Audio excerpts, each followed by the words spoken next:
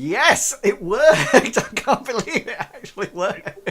I'm dead chuffed. Thank the Lord. So I didn't have to press anything at all. So now You won't need to turn up soon. no, well the Wow. advantages is that normally I have to wait till I hear it finishing and then click over. But the same will happen with Shadowrun now. It'll automatically go in. Hopefully, somebody just talk, please? Hello. Yeah, we have been talking. That's absolutely fine. Now I don't have my light on today, so I hope because I don't have my green screen behind me, so hopefully you can still see me, etc. And I've just realised I haven't got the adventure open, which is not a very good start. I'll just make it up. I normally do. Realmworks is opening up now. So while I do that and log in, why don't you take the opportunity to tell the viewers who you are and who you will be playing? And as always, we'll go down there to Mr. Chuggerwugger. Oh, it's normally Mr. Pickles first. But I will go first. Hello.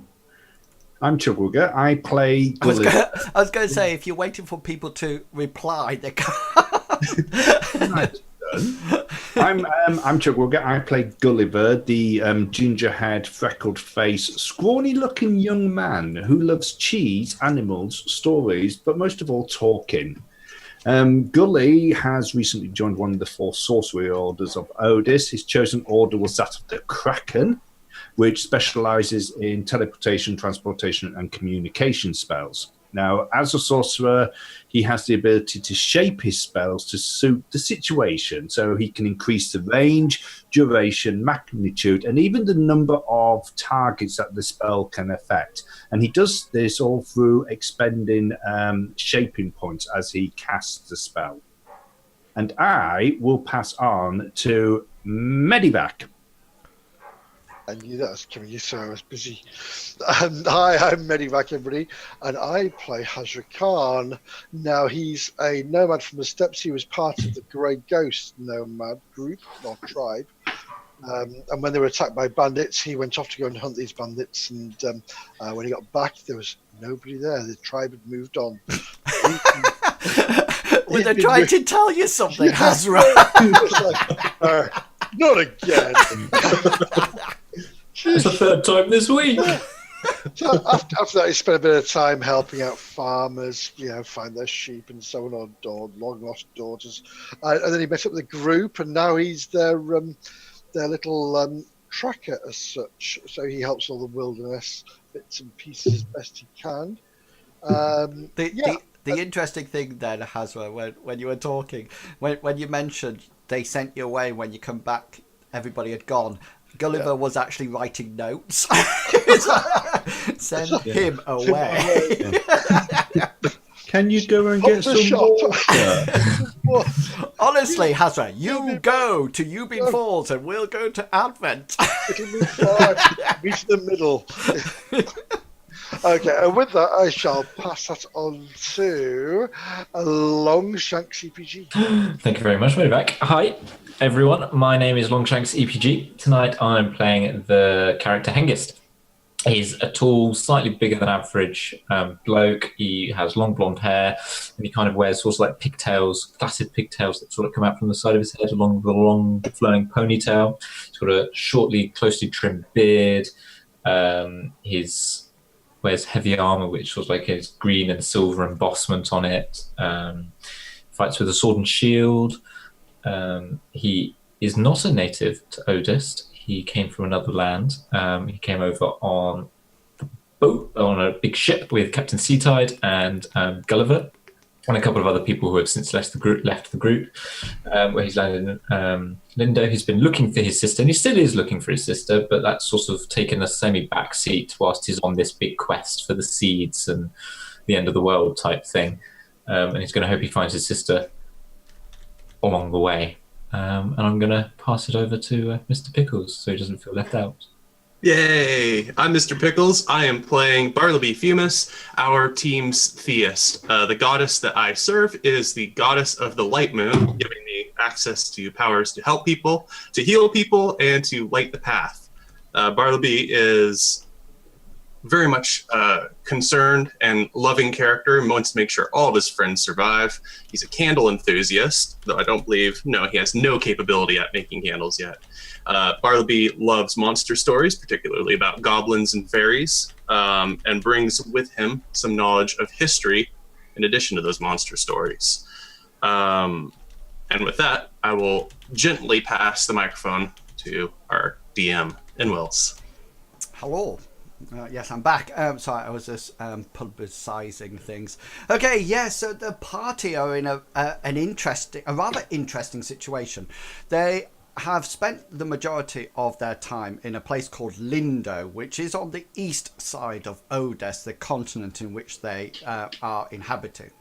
And they have been involved in what appears to be the reoccurrence of a seed war, a war that was based over the power of seeds that actually had various almost like sub-powers. There was a seed that did about fungal growth, another seed that was all about exercising and summoning reptiles, and there's others about birds and creatures and beasts and everything like that. Anyway, the party have been sort of like trying to find out the actual the one seed that actually, like Lord of the Rings, that actually rules them all.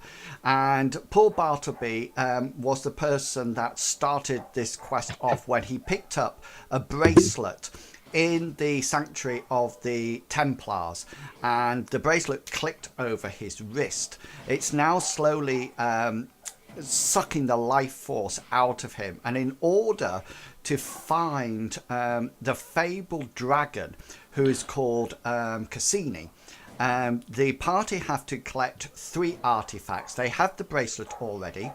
There is also a talk to be got and a death mask, and they had a lead on the death mask, and the death mask is supposedly housed within Hesserat's treasure. Hesserat, they have found out, was a legendary barbarian who went across the lands raiding and pillaging as a good barbarian did in the area of Odes called the realm, and this is the map that you can see below. And they arrived by teleporting to Matilda's tower, which was an old forgotten sorcerer of the Kraken Order, the Blue Order, from which Gulliver serves. They made their way down to the town of Advent, where there was no room in the inn for any of them, so they eventually got a room at the Wild Wyvern. It was here that they witnessed a murder, and the 2 opposing factions of a once group actually came together and accused each other of killing the main person called Zarand.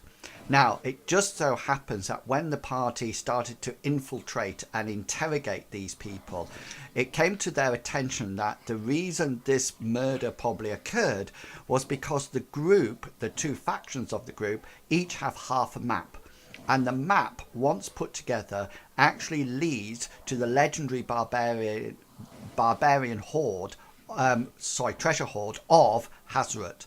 And so the party, quite nicely, acting as almost like diplomats, brought the 2 parts, the 2 factions together, sharing the map, and they set off onto their quest. Now, it just so happens that throughout this time, the first part of the map was somebody called Tobias's, and Tobias's map has taken them down the river, or along the side of the river, to a strange potato-shaped rock with a hole through it.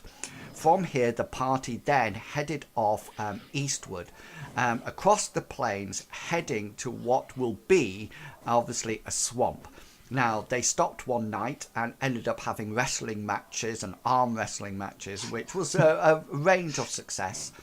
And then they carried on, and then they eventually stopped again, ready for a night to chill out, or it might have been the same night, sorry, to chill out, ready for before they travel the next day. Tobias is on a horse, and he leads one faction of the group with his bodyguard called Ark.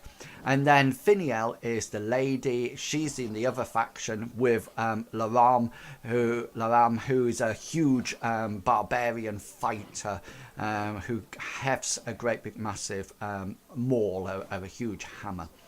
And they settled down, and watches were decided upon, were they not, party?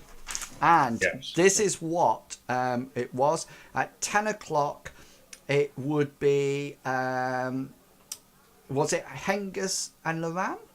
Or Hesserat and Laram took the first watch? I did the last watch. No, The first watch was Gulliver, I do believe. Gulliver and Finiel.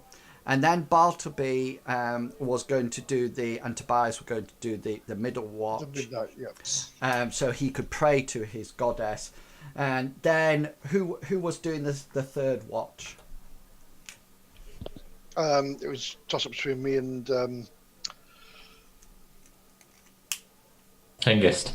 I guess. Sorry, I was trying not to say Longshanks. Yeah, Cool. So who's actually doing the? I'll take the last one. Then I can get a full night's sleep. Okay then. And Hengist, who were you doing it with? Ark or Laram? It was, I put them with whoever they had done their Competition. So, competition with. Laram. Yeah. Okay. Then. So that's your third and your fourth. Excellent. And just as you were heading off to sleep, there are two things you noted. What the first thing was that there was actually the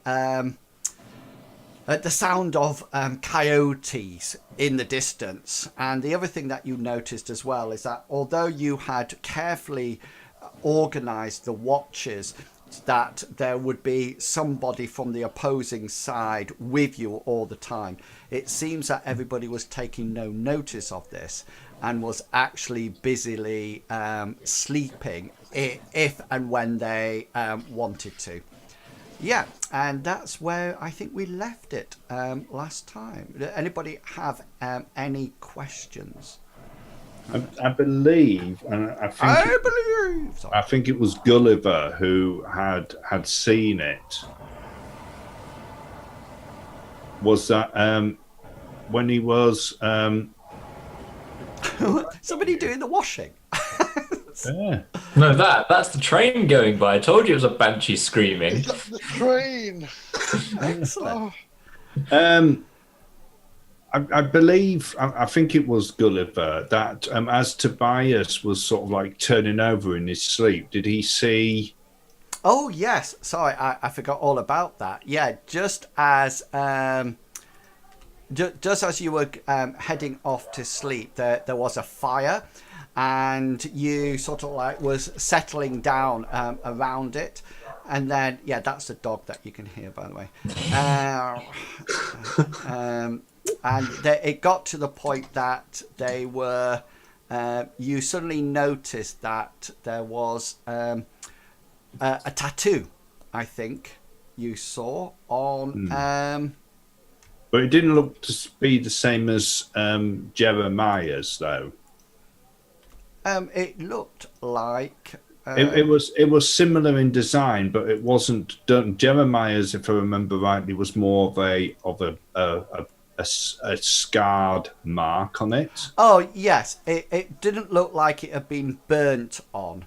That's what you were asking. It looked as if it had been there for some time. Absolutely terrible story. It was awful, wasn't it? It was a 2-second drawing. By a 2-year-old. 1.5-year-old, be fair. It's hard to draw on your own skin when you've got no rest. On a train going past. Yeah. Yeah, so that one was more of a tattoo than it was a scorch mark. Yes, yeah. I think that... I think the one that you were the one that you saw on Tobias was definitely more of a tattoo, while the one that you saw on Jeremiah, who was the person who died underneath Ubin Falls when he tried to take the seed. Yeah, that was more of a burnt. It looked like it'd been recently branded. I think the best way to put it that. Yeah. Cool. Okay, so Gulliver's got the first watch with Finiel. So he's going to see whether or not anything happens, and then he will wake up the next person in line. But I believe that one of them already. Yeah, so there. It looks like nobody's sort of like sleeping completely. Hengist is. No, I meant between between the people who are accompanying you. Right. What I'm doing for you is that I'm just setting up the campsite for you, because I suddenly thought you might want to see where everybody is. So I'll just pop you over to it now. You should be able to see it now. Yeah. Yeah. I'm just putting some some people on.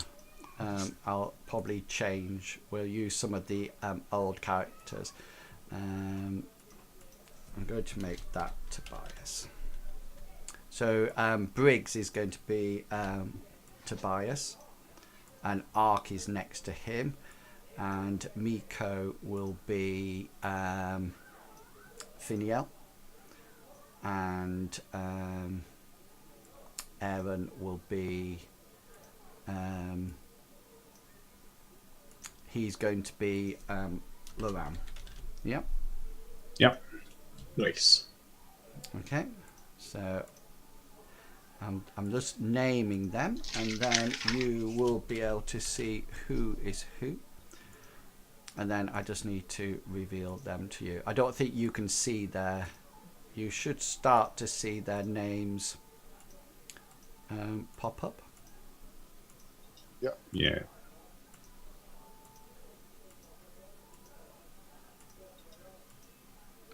There you go. Okay, so where sort of like, where would you be sort of like sleeping, set up, etc. If you like to show me, do you have control over your characters? Yeah. I don't. I don't either. I don't. That's okay.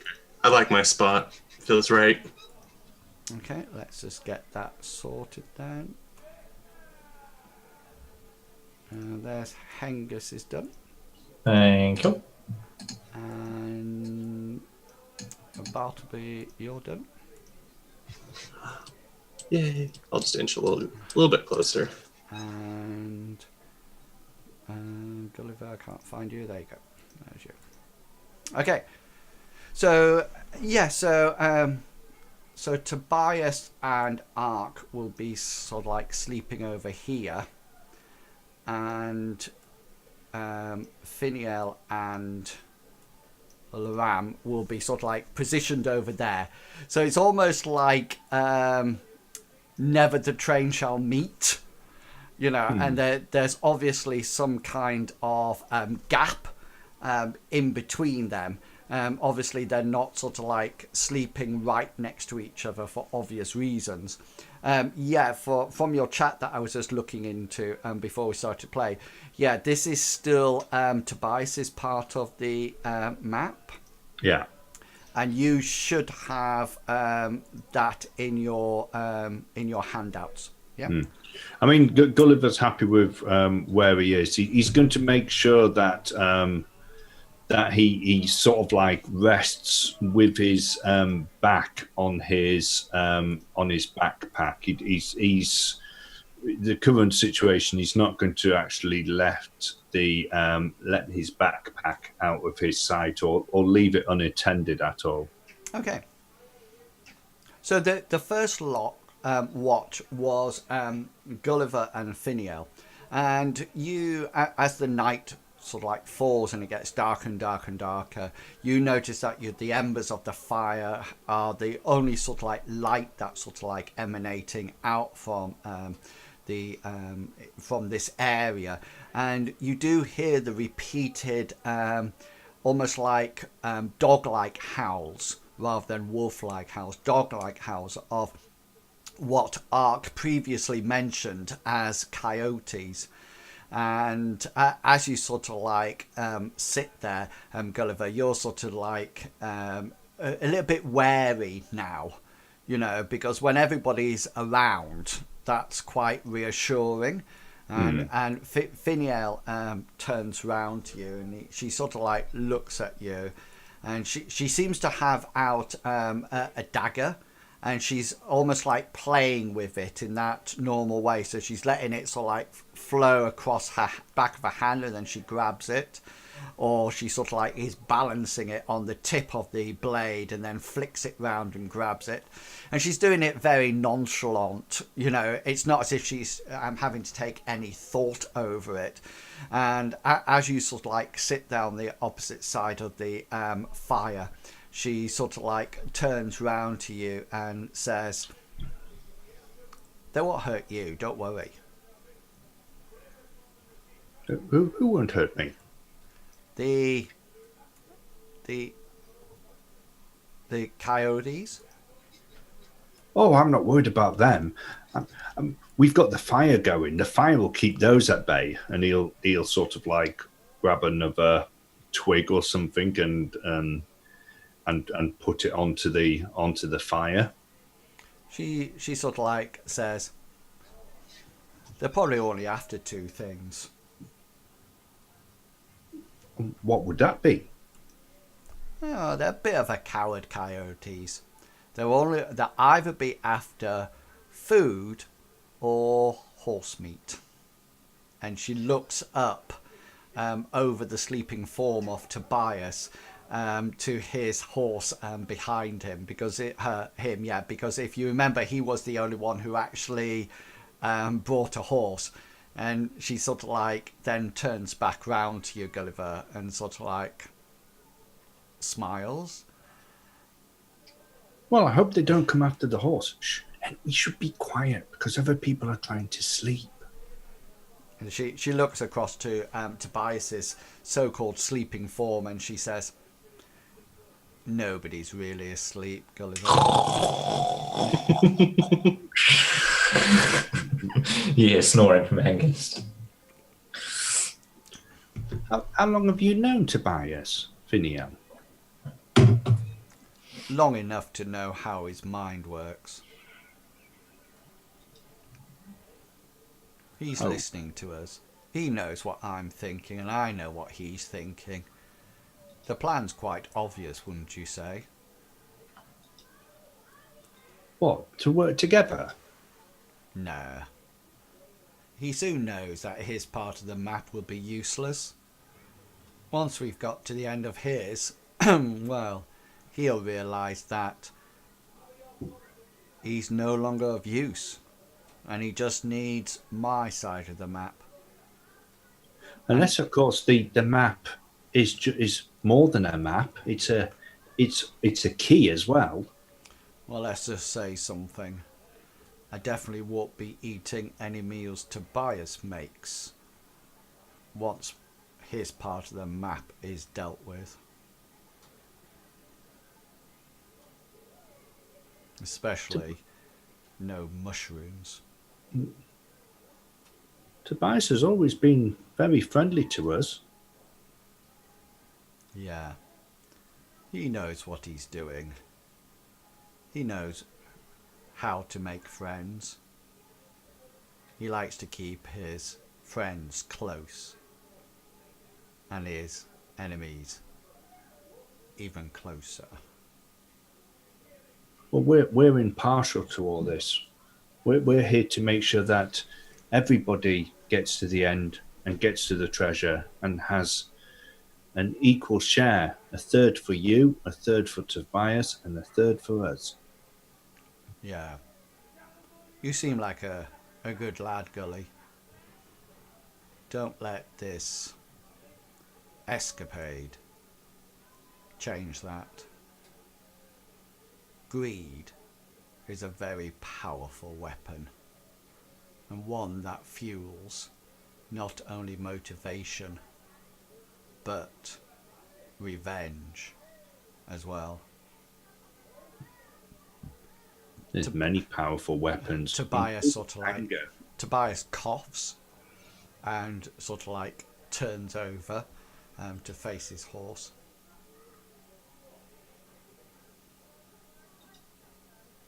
I said we were talking too loud. She just sort of like smiles and throws another twig onto the fire. And before long, it comes to the end of your first watch.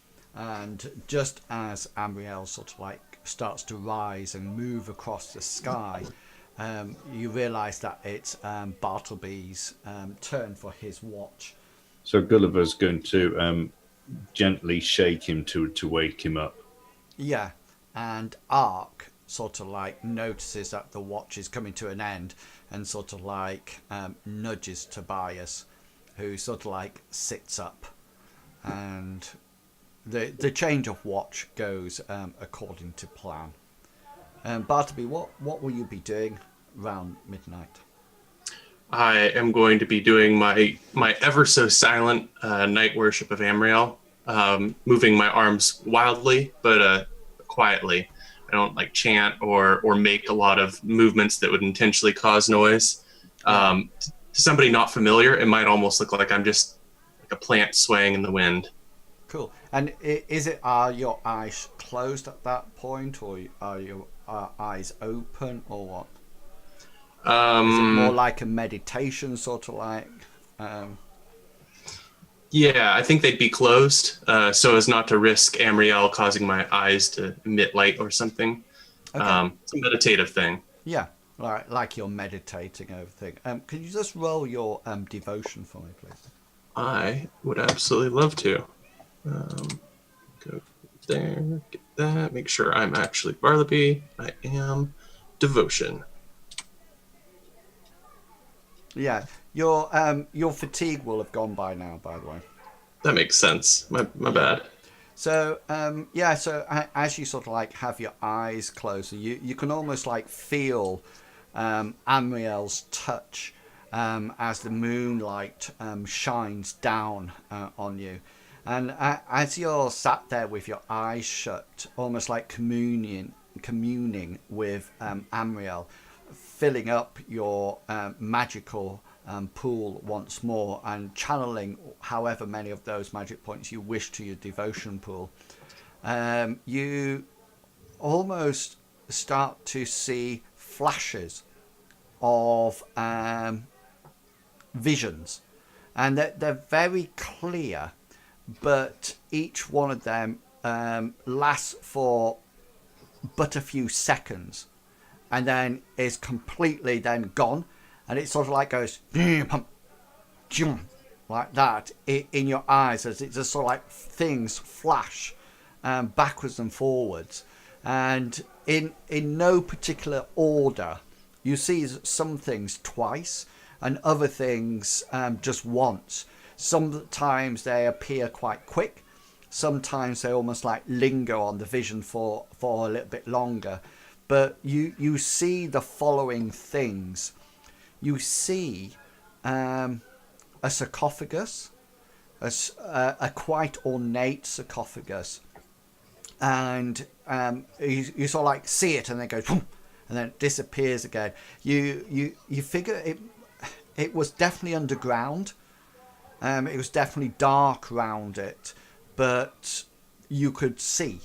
The next thing you see is that you're stood over the sarcophagus, and the lid has been removed, and you can see lying there it is what you think is a warrior, because all you focus in on is the face, and the face seems to have some kind of mask over it.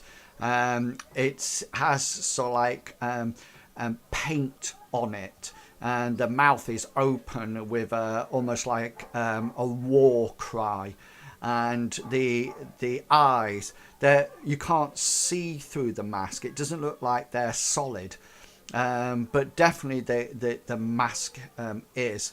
And then all you see then, the final vision that you see is you seem to be on a side of a mountain, and all of a sudden this huge dragon swirls round it, and as it swirls round it, you just see the mouth open, and this almost like this ball of fire comes shooting towards you, and that's when you sort of, and you come round from your meditative state, and you're just sort of like sat there. The fire's still on. You've got a slight bit of like a cold sweat on. What's happened, you're not too sure, but there definitely seems to have been some kind of message provided for you. Does Tobias appear to be alerted to this? Because if my memory serves, he's serving on the same watch as I. Yeah. Yeah.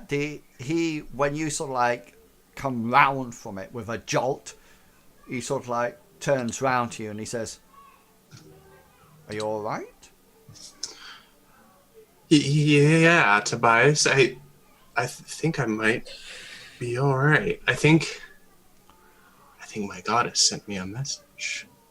Oh, an interesting one.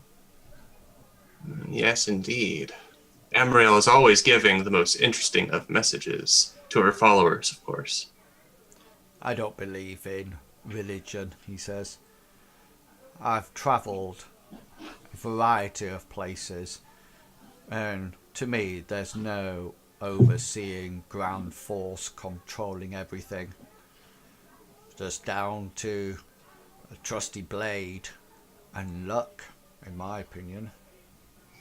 That's okay. You don't have to believe. Oh, I thought you were going to say, in my opinion, in my experience, there's no such thing as luck.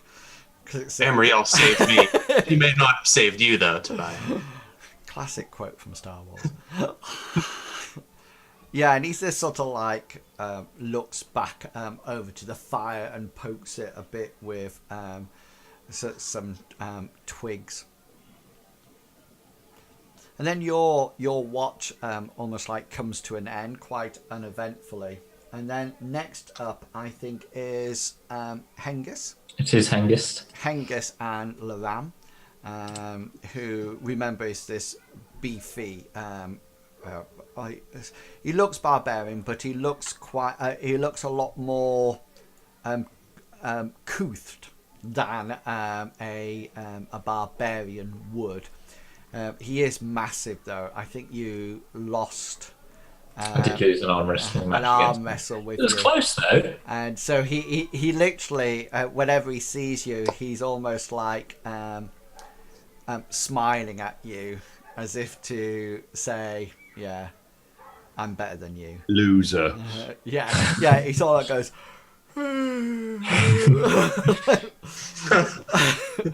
Yeah, and he sort of like is sat almost like cross-legged on the floor, and he has this great hammer across his lap, and he has, if you remember, he carries 2 javelins, and they're just sort of like stuck in the ground next to him, and you just sort of like sat there.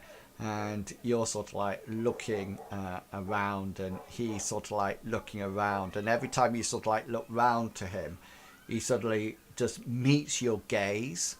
He just meets your gaze for a while, and then smirks and looks away, and he just keeps doing that every time you meet your gaze. You figure that he's keeping an eye on everyone apart from Finiel.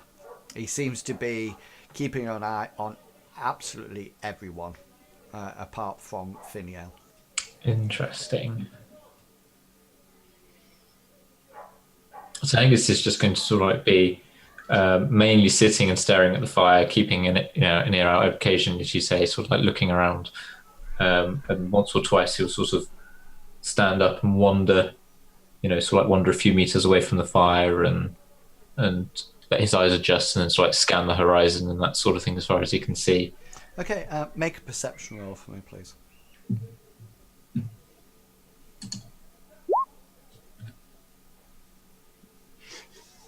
Nice one. Typical Hengist. Remember, luck points, guys, will be refreshed. Do you wish to? No. No. Okay.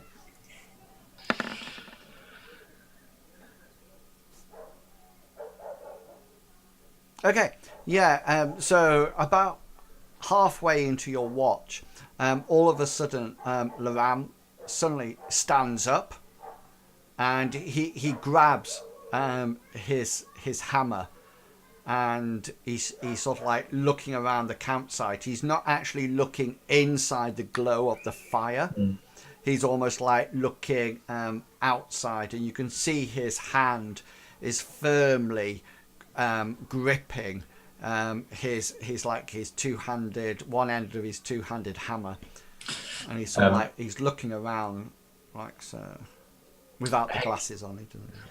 Hengist will, noticing that, just like move his gaze to sort of like the area that Laram's looking at, and he'll slowly and carefully and quietly draw his sword and be sort of like looking at that direction as well. Yeah, I mean, you sort of like peer out into the darkness, but whether or not it's your helmet that's restricting your view, or whether or not it's just that you can't see so well in the dark, you can't seem to see or hear anything at all. It's almost as if he's got the jitters about something. Hengist is gonna sort of like in a half whisper say, what do you see? He just goes shh, and you notice that he almost like brings his hammer round into more of a ready position, as if the next action would be to whirl it over his head, change it to a two-handed grip and bring it down on something.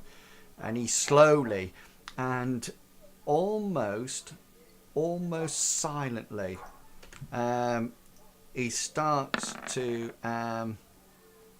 make his way this way.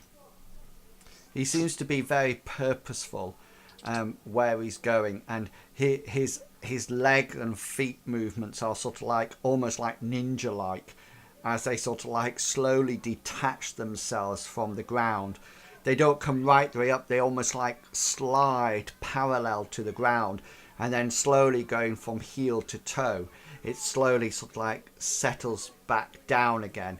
And all the time, even looking at him, you notice that despite carrying this massive hammer and being armoured, his body is completely balanced all the time.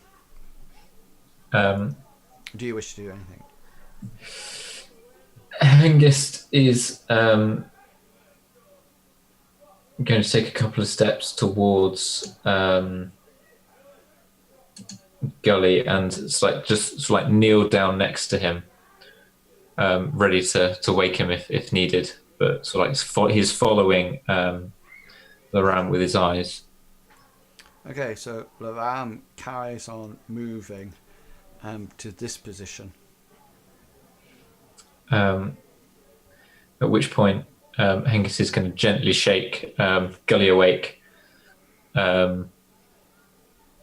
As Gully starts coming round, he's going to go, shh. Yeah, so Gulliver, you're probably in deep sleep at the moment because yours was the first watch. You also know that you have to regain your magic points to be proficient for the day. So this is going to be, you can roll your perception, but you will need a formidable success to actually wake from your sleep at this point. Yeah, you can take your fatigue off. And yeah, so do you wish to use any luck on that? No. No. And so Hengist, you sort of like kneel down and sort of like shake Gulliver, and Gulliver And just Gulliver goes. just sort of like turns over and sort of like pulls his blanket up underneath his chin, and you just hear sort of like him mutter, "Another half hour, Master Healy. Another half hour." And he sort of like turns over and wraps his blanket round. Laram seems to be stood right over Tobias now, and you can sort of like see him from the side, and you can see that he's definitely preparing to wield his hammer. Okay. Hengist is gonna further move. So adding, he's not 100% sure if Gully's awake, but at the moment it's more pressing things. He's going to move round, sort of here. He's keeping an eye on Laram, but he's also flicking his eyes occasionally off towards the outskirts, in case Laram is not going to do what Hengist half thinks he might do, which is kill Tobias. Hesserat, I'm just moving you out a bit so Hengist is not stood on you. Yeah, and so you appear there. You've got your sword out, haven't you? Yes. Yeah. So all of a sudden, Tobias's eyes flicker open, and he just sees you and Laram sort of like stood over him with weapons drawn and poised, and he sort of like goes, what? That arc all of a sudden shifts as well, and you get the feeling that he shouldn't have been asleep, but he suddenly sort of like awakes, and although he was kneeling down, he's sort of like gone over on one side, and he suddenly wakes up. Can we have, please? Hang on, let me just move these right. Okay, guys, if you're still asleep, there will be an opportunity for you to wake up. Once you wake up, you will then go on to the initiative order. But you will not actually go on to the initiative order until you're actually awake. Does that make sense to everyone? So do you want us to roll initiative now and then take it for next time where... You can do that. That's absolutely fine. That's not. What do you want us to roll? No, I'll roll it when I'm... I think it'll probably be better if you wait until you actually come round, because it'll be at the end of a round. Yeah. It won't be sort of like within a turn. So we've got Hengist's on. Sorry, I just need to put arcs on. Will it be on our perception for us coming awake? Yes, and it will be. Make sure your fatigue is off. Yeah, I've done but if there's any noise or anything like that, then it'll be different. Okay, then. So let me just roll some initiative for my guys. My guys mad at me. So this is Laram's roll. He gets an 8. He obviously can hit heavy objects, but that's about it. We've then got, this is, I need to bias next, so let me just, because I've got about 8 sheets here, and I don't want to roll the wrong one. So this next one's going to be Arc. So he comes next in my thing, and he's got an initiative bonus of that.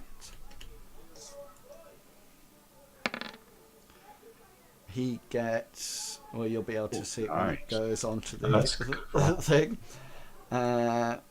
Puts him up there, and then Tobias is the final one to go. And let me just make sure this is Tobias, yeah. And he's got an initiative roll of that.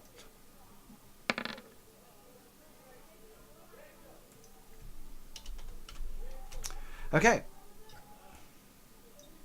So we're heading out to.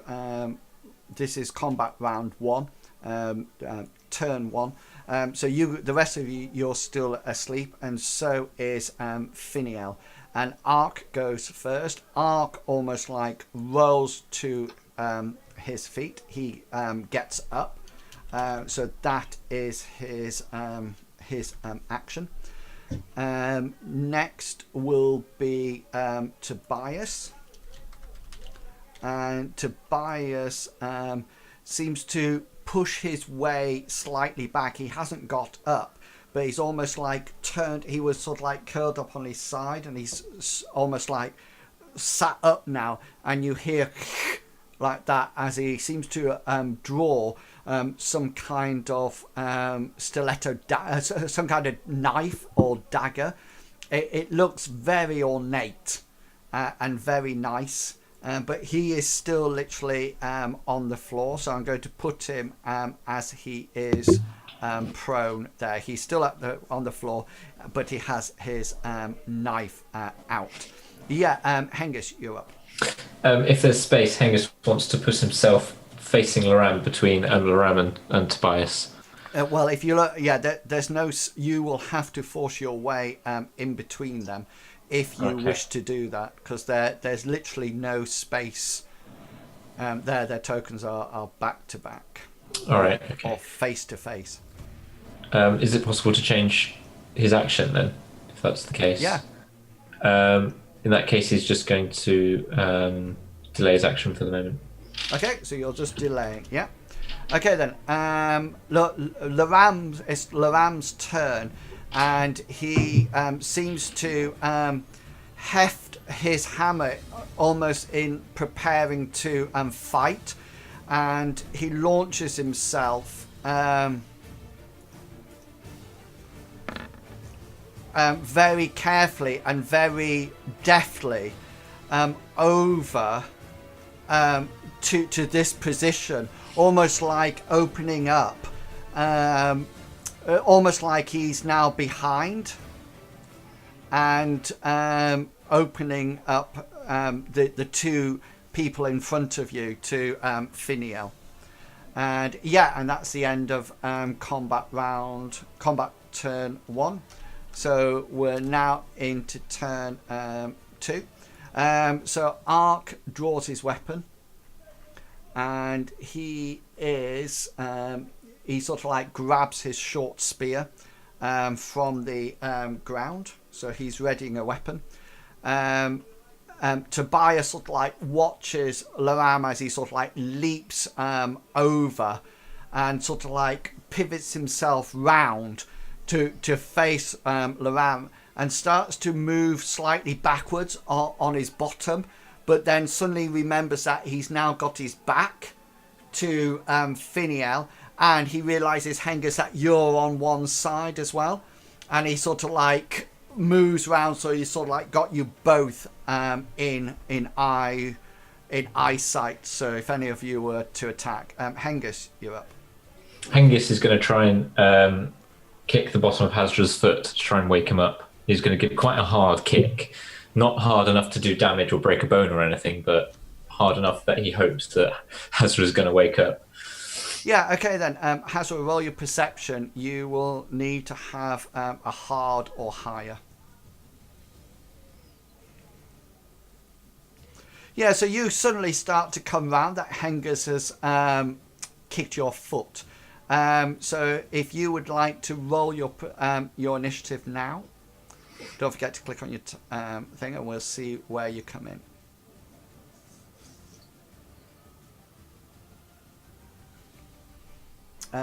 18. Right, so you what's your actual initiative bonus? My initiative bonus is 7? 11. 11. Yeah, okay. 11. 11. Cool. I'm just seeing because that's how we. So you will actually always come after Tobias, all the time.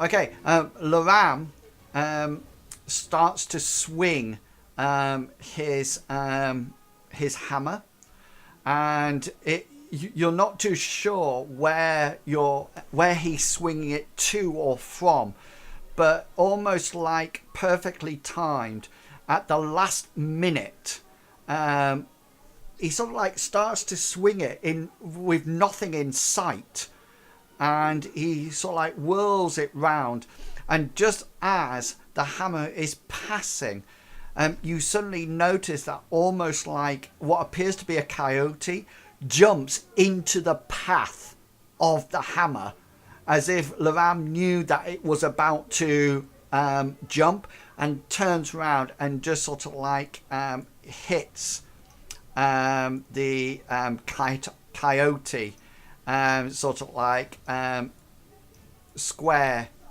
in the into the side, as this coyote looks like it was jumping for the horse. I just need to roll his to see whether or not he hits. Yeah, and he looks like it's perfectly timed, but it's not.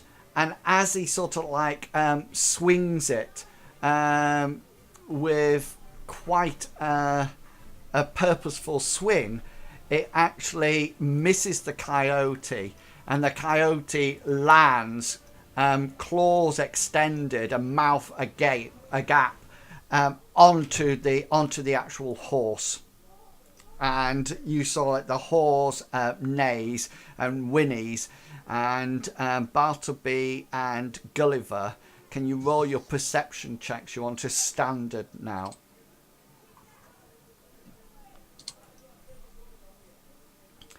Yeah, Bartleby, you're obviously in deep sleep, but Gulliver, you are awake. Would you like to roll your initiative for me, please? So you will go after Hengist. So this is turn 3. As we go down, Ark is up and armed. Tobias is sort of like looking very panicked, but he looks like he's probably dithering or preparing to actually stop an attack. Hesserat, you come round. What would you like to do? Holds my spear in my hand, which is always next to me when I sleep. I'll spring to my feet and look around to assess the situation. Okay, so you'll need 2 actions. One will be to get to your feet, and the other one will be to ready the weapon. Okay, right, so okay. Which one do you want? Yeah. To my feet first. Okay, then. So you are now up. Bartleby and Gulliver, I'm just putting unconscious things onto you, just to dictate that you are prone. Yeah, so Hesserat, you get to your feet. Hengist, you're up. Hengist is going to advance to the other side of the horse, looking for any other coyotes on that side. Okay, so you sort of like walk sort of like in between, and sort of like Tobias sort of like flinches out the way as you move, and you get to that position before anything else can happen. Gulliver, you're up. Gulliver, with all the commotion, he's going to quickly stand up as his action. Okay, cool. There you go. And Laram goes next, and he swings at this coyote on the back of the horse. He will use one of his luck points. He got 81.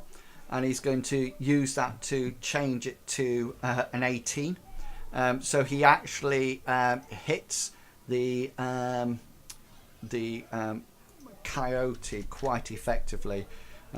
His hammer does 1d10 plus 3. So that's 13 points damage, plus his strength bonus of 1d4. Which is only 1, unfortunately. So he does 14 points of damage onto the let me just see where. Oh no, I can't do that. Sorry, because I don't have 1. Yeah, onto one of the hind quarters of the coyote, and he just sort of like hits it with full force, and the huge hammer sort of like whacks into the side of the coyote and sort of like knocks it off the horse, and it goes flying in one direction, and then Stan sort of like stumbles, and it lands sort of like over here, way over his physical limit, that he actually gets knocked back. Okay, we will now jump to combat round 2, turn 1. Okay, so this is the next combat round. So we are down to Ark goes first. He sort of like levels his line of fight sort of like out towards the southwest, as if he's preparing something. Tobias moves closer to the fire. Hesserat, you up? Yes, I will ready my weapon for my... Okay, you ready your weapon. Yep. Excellent. And Hengist, you're up. Hengist is going to delay his action in case he gets attacked. Okay, so you're delaying your action. And Gulliver. Gulliver remembers the battle when they were fighting wolves in the forest, when it was more of a sort of like a they attacked from one direction but then came from the other direction. So he wants to he wants to see whether or not there's a brand that he can grab from the fire. Yeah, and if there is one, what would you like to do with it? He wants to pick it up, and if he can start moving, his plan of action, depending on how many turns, it grab a brand, and then he wants to move sort of like this way, but pointing out towards the west, if you see what I mean. Okay, yeah. So you start to move towards the fire. Can you make me a perception roll, please?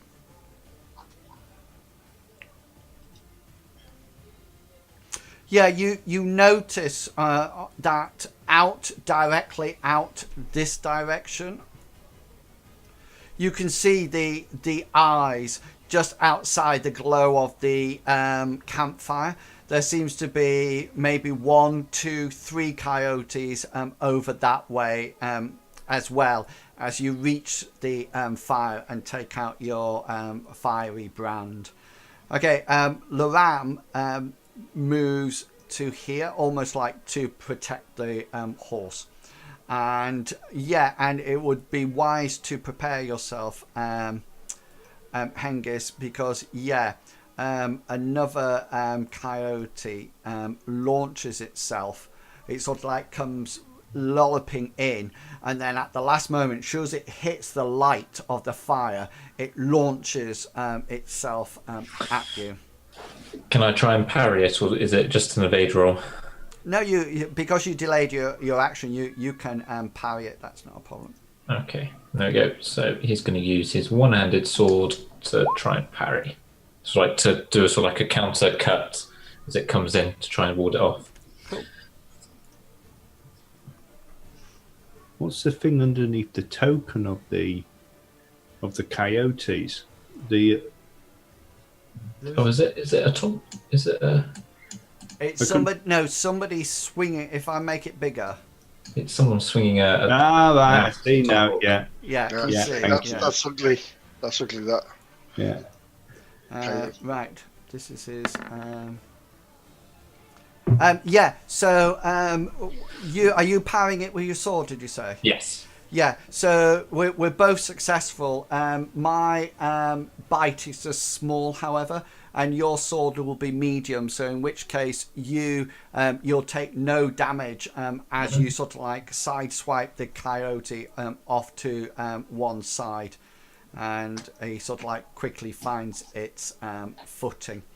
And yeah, so we are now up to combat round turn 2. Sorry.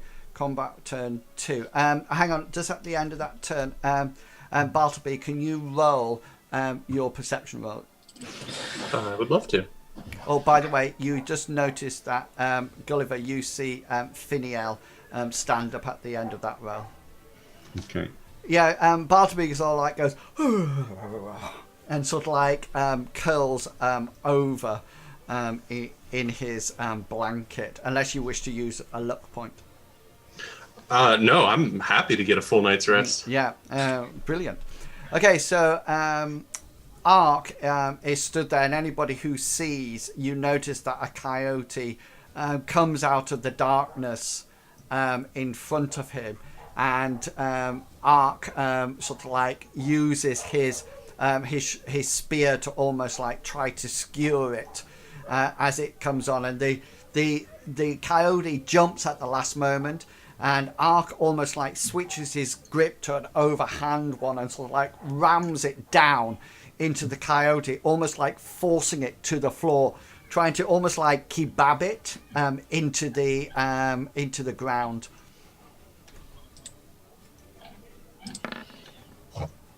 Yeah, he hits it with his weapon, and he will do wrong thing. Sorry, that's Laram. I'm just seeing what his damage is with his. Is it a short spear? Yeah, I need to know his damage modifier. Ah, sorry. Yeah, right, got it. Yeah, so he does 1d8 plus 1. 8 points, and then he adds on his damage modifier. And yeah, so he does 9 points of damage to this coyote, and you hear the coyote sort of almost like whine as the spear sort of like sticks this coyote to the floor. Tobias is stood up now, and he's got what appears to be this dagger out. Hesserat, you up? Right, seeing this coyote attack Hengist, Hesserat is going to thrust his spear at it. Throw his spear at it. Yeah, cool. Go for it. He's not in combat, so it'd just be a standard attack. All right, okay. Because you can see he's not touching Hengist. Yeah. Yeah, you sort of like hurl your spear out, but you don't match it the movement of the coyote, and it sort of like lands too long. Hengist, you up? Okay. Hengist, seeing a javelin whistle past and miss, he's going to advance to meet the coyote. Okay, cool. Gulliver, you up? So did Gulliver? Gulliver has he got this brand now? Yeah. Okay, he's just going to turn, and he's just going to throw it in the general direction that he saw the eyes. Yeah, I put the coyote on for you so you can see where it is. Yeah, so he's just going to throw it towards it. Yeah, cool. And at the same time, he's going to shout, "Coyotes!" Okay, yeah. So, do you have a suitable combat style for it? No. No. Okay, so just roll your combat style, but it will be a hard success roll. What have I got? I've got. Should I just roll my unarmed then, or? Yeah. I mean, my street urchin covers a stone and a rock. Yeah, so roll your street urchin, but it's going to be. It might even be formidable if you use that, because you're normally used to hurling something that is about the size of the fist, and this is a lot longer. Yeah, you sort of like fling it out there, and it sort of like flings past the coyote. And doing that, actually, the coyote actually swerves away from you and comes in, and at the last moment launches itself at Finiel.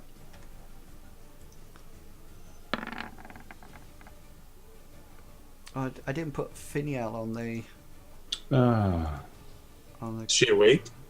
Yeah. She's got a blast action. It's only you, Bartleby, who's fast asleep. Let me just roll her initiative. that.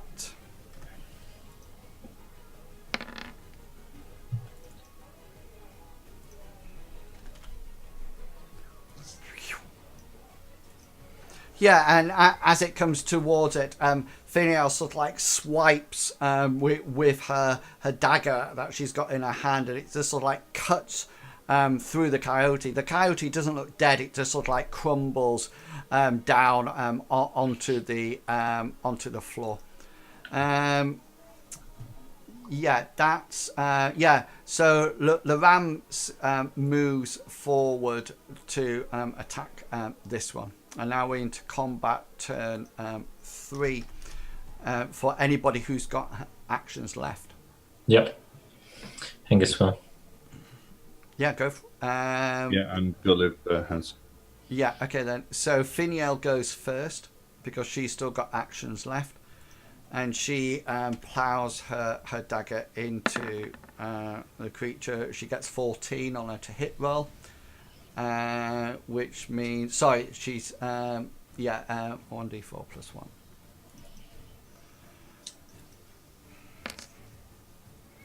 Yeah, she does 4 points of damage to this coyote in its. Oops, that's a bit bad. 1d30. Yeah, in one of its legs. As it's down, she sort of like stabs it into it, and the coyote sort of like whines and sort of like starts to turn and try to get up and head off. Hesserat, do you have actions left? No, I've used all 3. Okay, cool. Hengist, you're next. So Hengist is going to attack this coyote. Cool. Oh, no, almost the wrong button.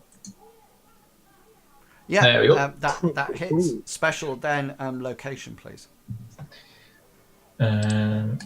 Special will be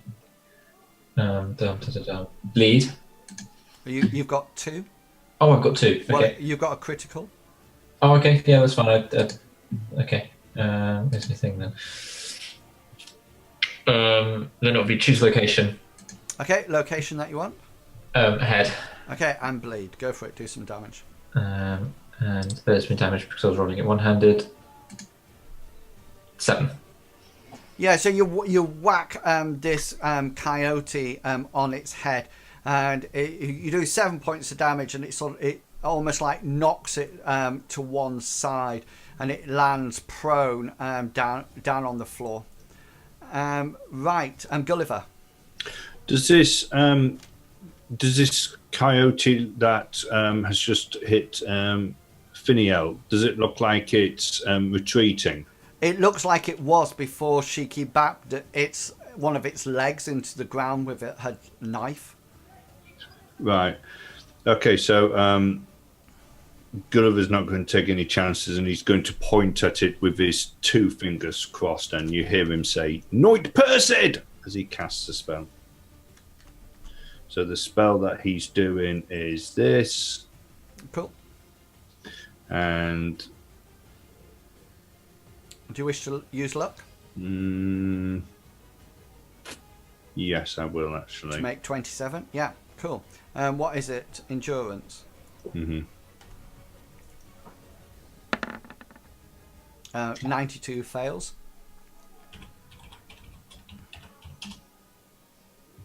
It goes on to one of its legs, yeah. 1 point. Oh, sorry. That's his damage, yeah. To 9. Yeah, it's a part of its 4 quarters. It does 1 point of it. The coyote looks like it's trying to get away. We're into round 3, combat round 2. Anybody who's got 2 combat rounds worth of fatigue, you need to roll. Bartleby, you do not need to roll because you are still asleep. Yeah. But Gully and Hesserat, you do. Well, I need to roll now because I haven't been. I was going to say I've only thrown a javelin so far. It doesn't matter what you actually do. It just counts as the round. So That, Gotcha. So 3 actions is Yeah, so Sure's combat is started. It's assuming that everybody's in a state of... did you wake up Gulliver in the first round? No, I think it was the third. You can't be in the third round. We're only at the third round Sorry, now. I think it was the, Hesserat, you're fine. the third turn of the first round. Okay, so you just I'll need to... just roll it. Okay. You're both fine. Okay then, Bartleby, could you make a perception roll for me, please? I'm gonna guess that I'm a sleepy guy. You're now down to easy, but you're still heavily asleep. Do you wish to look it? No, the sleep's probably good after that vision I got. Okay then, so this is combat round 3, turn 1. Ark whacks the coyote down here, sends it staggering a bit, and it turns round and dashes off. Ark does not pursue. Finiel jabs this this coyote on the floor again with her dagger, and she doesn't manage to hit it completely. She actually hits part of the ground. Tobias is now stood up. Hesserat, you up? I will draw my scimitar. Okay, ready weapon. Hengist, you're up. I'm guessing I'm not in combat distance for this coyote. It got knocked by you, didn't it? I did, yeah. Yeah, you're probably still in reach because you only did 7 points of damage, didn't you? Okay. In that case, Hengist is going to take a half step to close the distance, and he wants to finish it off. Yeah, cool. Um, It'll be easy because it's immobile on the floor. Yes, there you go. hit it. I need special and location. Special is going to be impale. Okay. The location 1d20 in its there. Yeah, it's its 4 quarters. Okay. And then you want I need 2 2 damage. damage yours, yeah. 4. I'll take the 4. Yeah, so you sort of like whack it into its 4 quarters. Your weapon goes in. This coyote is tries to roll over to escape, but you've actually got it impaled on your sword at the moment. Gulliver, you're up. Gulliver's going to cast but hold a spell. He saw last round that this coyote was trying to run, so he's going to cast the spell, but he's going to hold it. Okay, cool. So the spell that he's casting is that again. So brilliant. Laram brings his huge hammer down onto this coyote's sort of like head, and just sort of like whacks it down, and with a huge amount of damage, he just splatters the head almost like with a spray of hideous blood that goes left, right, and centre. I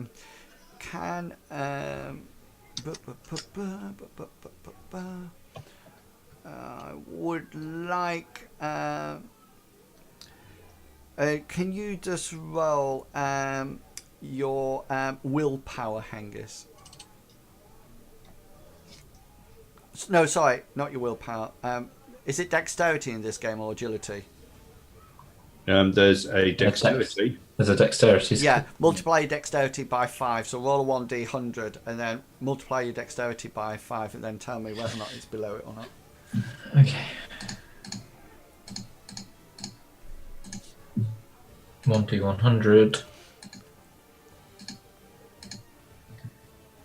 So I got a 2, and my dexterity was 75. Yeah, you as this hammer goes swinging down and sort of like shatters this skull, you notice that blood sort of like spurts out all over the place, but you're quite adept from your army days to sort of like move to one side, and it doesn't get you. However, Laram is sort of like covered with this gore, and he almost like looks like he's reveling in it. Yeah, very, very much so. His so this coyote is dead.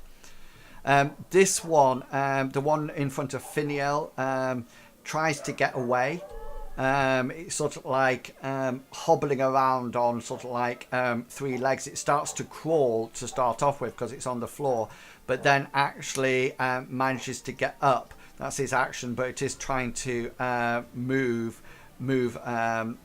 away. And this one also, the one next to you, Hengist, uses his action to get up. Okay, combat turn 2, please, guys. Ark is fine. Finiel does sort of like does nothing at this point. Tobias is stood up by the fire. Hesserat, you're up. Yep, I'm going to move myself forward to engage this coyote here. I'll try to. In fact, what I'll do is I'll move forward, and go rah. That's it. See if it'll go away. Goes away. Yeah, Hengist, you're up. Hengist, who's still got his sword impaled, is going to try and withdraw the sword. Yeah, so that's your brawn roll. Where's my brawn roll? Where's my brawn roll? There we go. Yeah, so you pull it back out. I think you do some damage when you pull it. It's half damage, isn't it? Half of what you did, or Yeah, it must be. So 2.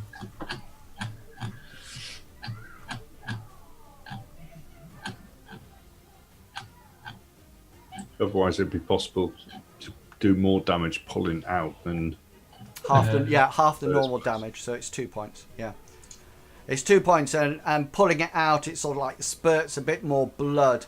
And this coyote looks like he's out of it. Hesserat, he would have run away, but Hengist whacked it at the last moment. Gulliver, what are you doing? Gulliver still has the he's holding the spell. He's letting this coyote to go. Okay. Yeah. If Finiel let it go as well, does that mean it can? Yeah. This one disappears. And the one next to you, Hengist and Hesserat, is dead. Bartleby, could you just roll your perception for me, please? I would love to. It's very easy now. Yes. And Bartleby sort of like stirs slightly and looks around. What's going on, guys? Oh, nothing much. Just stretching our legs, seeing off some coyotes. Are we out to combat now? Yes. Yeah. All right. Okay. Why is everybody up for the same watch? Bartleby, you missed all the fun. We got attacked by coyotes, and me and Finiel, we fought one, but we let ours go. Well, that's good. That's good you didn't make them all die for the mistake of being hungry. So are we just going to be up now and leave early, or? Yeah, so it looks like the ram sort of like walks back over to Finiel and sort of like gazes over at Tobias and sort of like looks to him and says, probably best to keep your horse closer. And almost goes round and Gulliver, you almost like see Finiel with a smile on her face. It's almost as if she's saying almost like that. And Ark sort of like sits back down, and Tobias turns to you, Hengist, and says, probably not a good idea to be standing over me when I wake with a sword in your hand. I'm sorry, Tobias. I was following Laurent because I thought he'd seen something outside the fire. Oh, so I was shadowing these sheep to protect you. Never can do anything by themselves. Always have to follow. Typical. He sort of like goes over and comforts his horse, and he takes something out of his backpack that seems to be some kind of ointment, some kind of balm, and he sort of like massages it into the flanks of the horse, and it's just sort of like soothes the horse a bit. I'm just going to take that coyote off. Okay. So Hengist, after saying that, he's going to ignore the rest of Tobias's comment. He's going to sort of like kneel down and clean the gore off his blade on the fur of the coyote that's on the floor in front of him, so it doesn't stick in his sheath later. And then he's going to turn and walk back towards the fire. Yeah, so it's probably got to the end of your watch now, Hengist. So it's probably time, Hesserat, for you to take over the watch for the final sort of like the final watch of the evening. And you just sort of like settled down, and your watch is quite uneventful.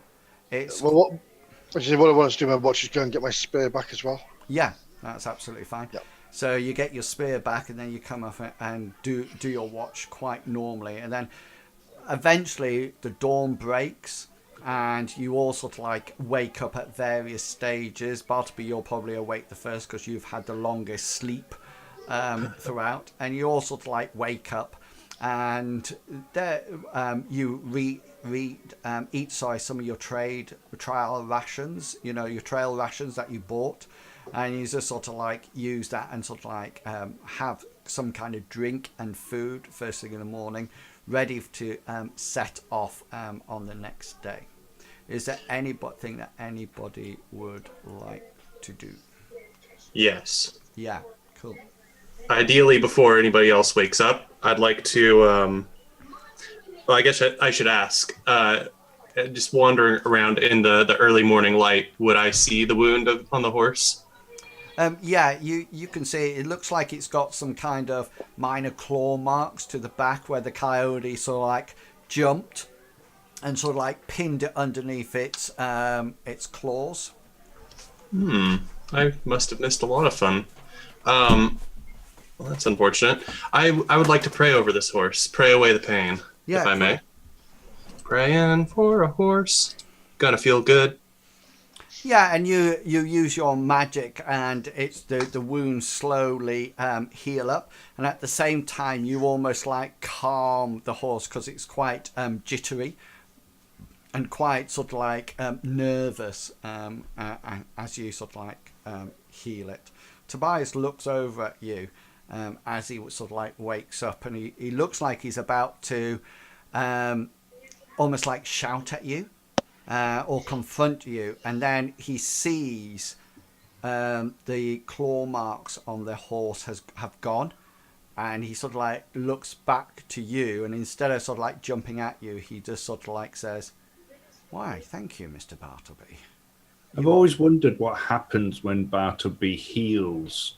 Is it sort of like a glowy? Yeah, he's done it before. With angels going, oh. No, it's just like I think the way he's described it in the past is that it's almost like moonlight that sort of like shines onto the wound, not from the sky because that would be like a beacon, but from his hands as the power of Amriel sort of like flows through him. Cool. Yeah, I was assuming it was something kind of like with faintly glowing hands, kind of natural light, and then just moving the wounds so that they form together more properly. Yeah, and then sealed like clay. Yeah, it's sealed by moonlight. That's what it is. Okay, guys, that will bring us nicely to 8:30. So I think that's a good time to have our first break. So we will be having a 10-minute break. And so we will be back in 10. So please don't go away. Come back and enjoy the second half. So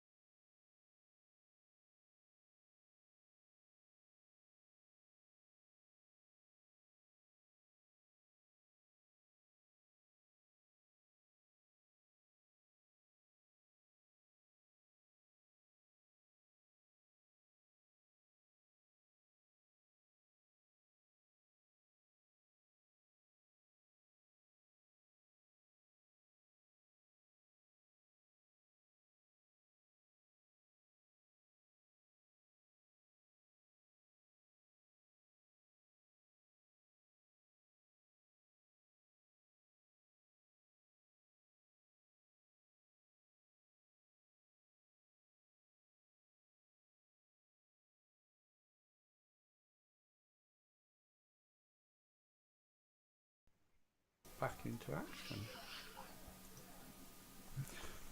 Hello everyone, and welcome back. We all managed to grab something to eat and something to drink, hopefully, so we're ready to continue. So the party have just finished a battle with some coyotes, and everybody has now had dinner, had breakfast, and are ready to move on, to progress. So is there anything anybody... You've just healed the horse, Bartleby.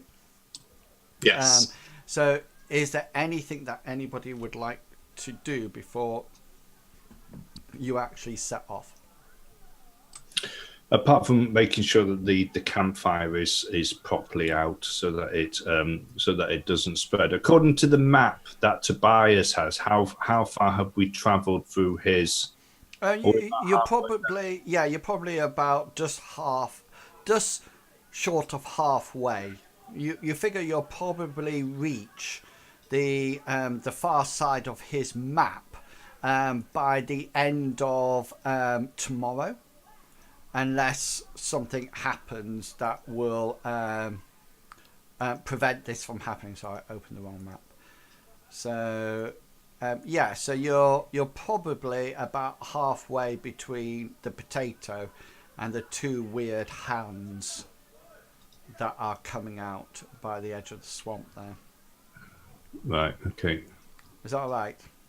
Yeah. Got it. Yeah. Yeah. Just. Okay. So,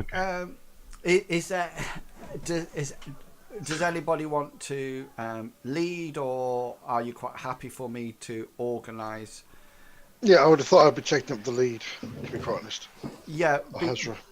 Yeah, so Ark is the person who's tracking at the moment, because I think I remember rightly you were given the option last week and decided not to.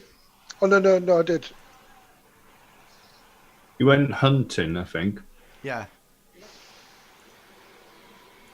You didn't. All right. Okay. Scout. In which case, I'll follow Ark, and as we have a bit of a rapport at the moment. Okay.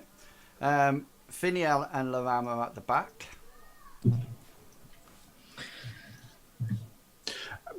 When we're walking, how far spread out are we?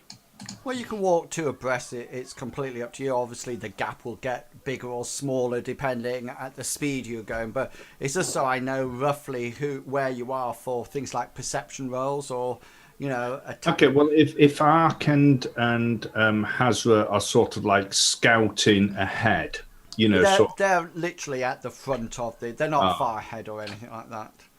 Okay. Angus is going to place himself firmly in between Laram and Tobias. Okay. If Gulliver was walking next to Hengist, is there an opportunity for him to speak to him without being overheard by the people in the front or the back? Yeah, that would be dependent on their perception rolls. Right. So, say for example, you said, let's put it this way. Say for example, Finiel whispers something to Laram, and you said, "I want to try to hear it." I would say, "Right, make me a formidable perception roll." Okay. So if you're whispering to Hengist, then I would roll their dice. It would be like a formidable success that they would need to actually hear you. Right. Okay. So are you walking next to Hengist? Is that the plan? Yeah, Gulliver's going to walk next to Hengist.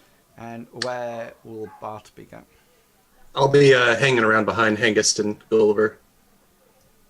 Okay, cool. Yeah, okay then. So you set off.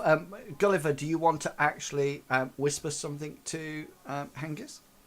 He's going to try. He's going to wait until we've been walking for a few hours, maybe just before the sun is at its highest in the sky. We're about sort of like before we're going to be stopping for our midday break. Yeah. Okay then. So in the first half of the day, yeah, go for it. and he's going, when he has the opportunity, he's going to say, Hengist, do you remember the band that we saw on Jeremiah? I'm not sure, but I think Tobias had the same mark. Angus is going to pause for a moment and then go, yes, I think so, Gully. It was the half skull, wasn't it? You know? Well, we saw it on Jeremiah. You just said it was the same skull. But you saw it on Tobias? No, I haven't seen it on Tobias.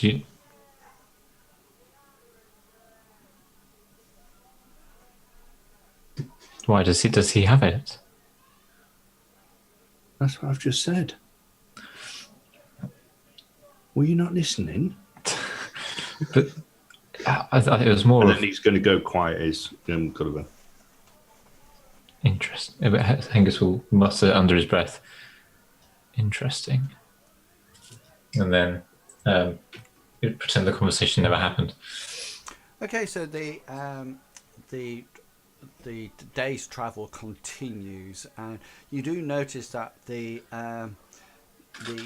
terrain is changing slightly. When you first set off, it was very flat, and you now can see that it's becoming more and more undulating, small hills every now and again.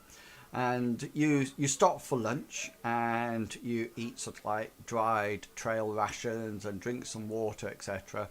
And you all sort of like sit and rest, and everybody sort of like almost like keeps to themselves, the three factions. And they water the horse that Bartleby so kindly healed. And then after a very short lunch, Ark sort of like comments that you better be going. He sort of, let's get going. We want to reach the swamp by nightfall and camp just outside it. You know, obviously he's a little bit apprehensive, it seems, to actually go into the swamp. But it's about 2 hours walk or ride into the afternoon that Hesserat, can you make me a perception roll, please? Yes, indeed.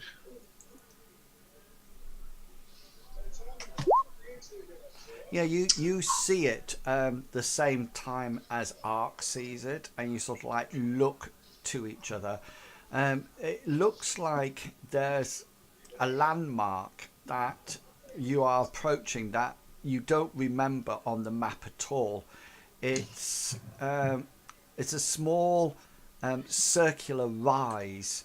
It's almost like a small hillock, or a bit like a barrow, you know, like from Stone Age times. You can see as you get closer and closer to it that on top of the small rise are 3 spears, and they've been sort of like rammed into the ground so they all cross almost like wigwam fashion. And on top of each of the spears is a human, well, it looks like human from here, skull, and it's been rammed down so the point of the spear actually comes through the top of the cranium. So these things are very firmly planted on it. The halves are in the actual mound with the yeah, you can't see this at the moment, Gulliver. This So is it's literally the spearhead going through the top of the cranium. Yeah, and the only other thing that you can see piled up round the base of the spears on the ground seems to be something like rocks. They look incredibly smooth from where you are. They look like almost like the size of a fist, you know, sort of like they're not all the same size and shape, but roughly they all look something like that. Can I see if I've seen anything like this before at all? Yes, by all means. Like would that be a locale roll? Yeah.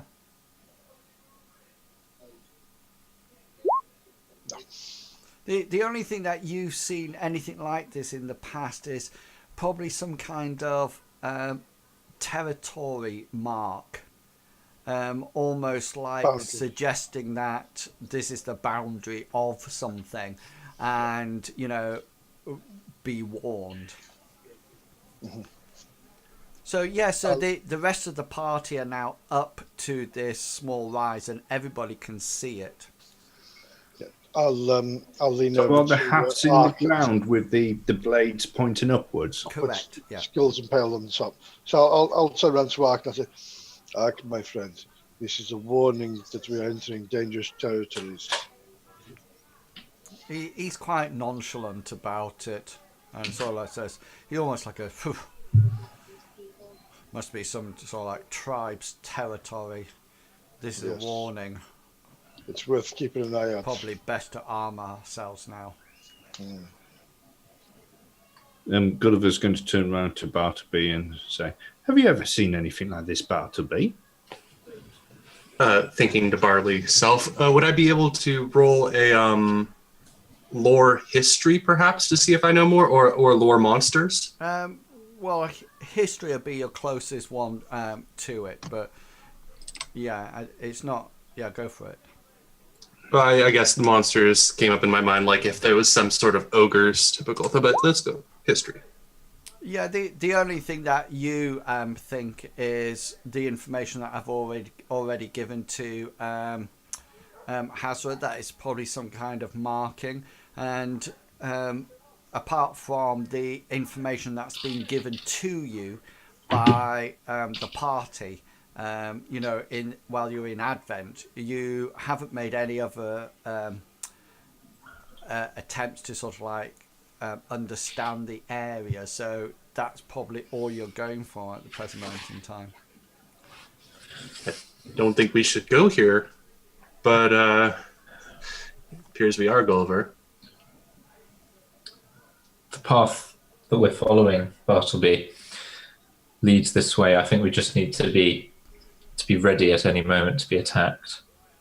We'll probably be shadowed first for a while, I would have thought. I wonder if it was goblins that did this. It seems like a goblin-y thing to do. It wouldn't put it past me. Can Gulliver go up and have a closer look? Yes, by all means, yeah. The stones that are on the bottom. Did you say there's? Are they laid out in any order, or are they just yes, piled? no, they're definitely laid out in some sort of pattern, and what that pattern is, you haven't seen anything like it before. Are all the stones of the same type? It's not like there's a bit of granite, there's a bit of marble, or No, roll your masonry skill, or do you have anything like that would tell you? no. He was just going They off. they all look roughly the same. They're very smooth and about the size of a fist, although they're not all completely regular in shape. So Right. some look more like a disc, others look like a potato. Right. Do any look like they'll be particularly good for throwing? You normally throw smaller stones than this, I think. Right. Okay. They're bigger. Right. Yeah. If I was going to say, if Gulliver tries to reach one, I will say, Gulliver, don't disturb this. But if they're too big for throwing, he won't be reaching for one. Okay, cool. So I guess we're carrying on. Mm-hmm. Okay then. So you notice that the Finiel and Laram and Ark and Tobias all draw weapons at this point. I did too as well. I've drawn my spear's always in my hand now. Yeah. So and they're sort of like looking around and constantly sort of like being very vigilant about where things are and what's occurring, and you can see them. It's almost as if tension is building. Can you all roll for me perception rolls, please? Do we have a pretty good viewing distance? Or Yeah. you say it's a bit hilly now, but We must do because Hengist can see something. Yeah, so you start to notice and you point it out to each other that there seems to be two groups of people on horseback, almost like riding parallel to you, but some distance off to your left and right. They're too far away to actually get an impression of what they are. You think they look humanoid. You know, they could be humans. They could be something else. They seem to be riding very upright on quite sturdy horses. They're not like Tobias's horse. They're more sort of like thick set. The horses, they look almost like they could have a layer of long hair almost on them.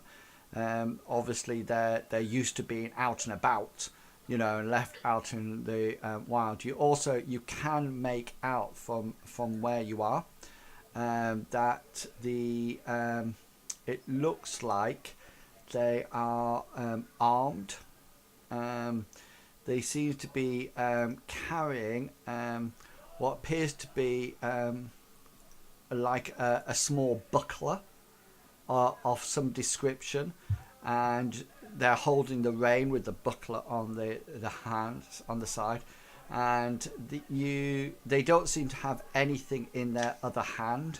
They just seem to be holding the rein, but they're obviously keeping their distance, but also there's no doubt in your mind that they're actually following you.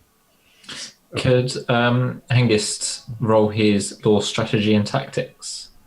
To find out what? He's wanting to know sort of like, they're obviously following him, but he thinks they're going to be a scouting party for a larger group, or if they're just monitoring them, or sort of like how he's going to try and, judging by, he wants to see roughly how many groups there are, how many people there are in those groups, if that's a precursor to an attack type thing. Yeah, well, you don't need to roll for that. I mean, you can see there's 3 on either side of you. So there's 3 off to the south west and 3 off to the northeast, and they're riding in single file behind each other and sort of like mirroring you. There's no. I mean, there could be an advance party. There could be just a patrolling party. You're not too sure. single file, eh? Mm-hmm. Hard to keep look up now. I'm not going to say it. Gulliver's going to sort of like instinctively sort of like be walking faster than he was before we saw them. Yeah. And he's going to say, how far away are we from the swamp? I don't know. I don't know, Gully. We'll have to. I would have thought Ark would know that. We run. Not at the moment. At the moment, we seem to be probably too larger numbers for them to comfortably take on. There'll be, if we start showing any sign of panic, then that will increase the likelihood of attack, I would have thought. At least that's what I would do if I was in their situation. I would follow in shadow until the time's right. Until there's more of those than there are of us, and then they'll attack. Would be better, wouldn't we? It's the likelihood. But if we start running, they're on horses, Gully. They'll be able to outstrip us. And but we might get to the edge of the swamp before the reinforcements arrive. That's true, but we'll also be showing our hands, so long as we can show that we're confident in ourselves and confident in the fact that there's enough of us to repel them. We should be safer. Well, we'll be safer than if we start running, and they can pick us off at one by one. Gulliver's good too.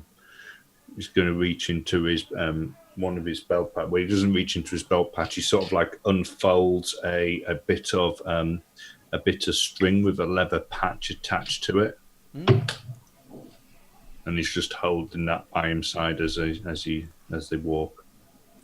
At this point, Angus is also going to slowly and somewhat menacingly draw his sword because he hadn't previously done that. Yeah, so you'd draw your weapon. I mean, everybody seems to have their weapons ready since they met the as Ark said about the spears out. So you sort of like join the rest of them, drawing your sword out your scabbard, and you notice that even if you slow down or stop, these humanoids on horseback also slow down and stop. They seem to be definitely keeping their distance from you. Gulliver's going to keep an eye out behind. He's going to every sort of like few minutes just sort of like quickly look behind to see whether or not there's anything coming up behind them. Yeah, and you notice like that Laram's also doing that as well, and frequently you look behind and you see him also looking behind as well.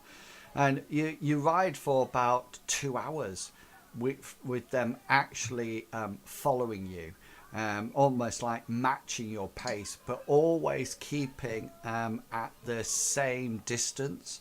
They never come any closer, they never get any further away, and they seem to be matching exactly the same distance, and they're keeping the same distance, and matching your pace exactly.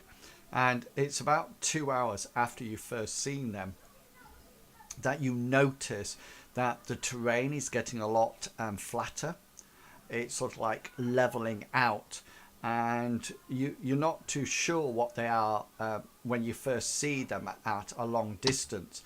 But as you get closer and closer and closer, you suddenly see that there's 2 trees that are sort of like fashioned into sort of like 2 grasping hands like this. It looks like you don't think from this distance, you don't think they were purposefully grown like that. You just think that's how it's actually materialized over the years.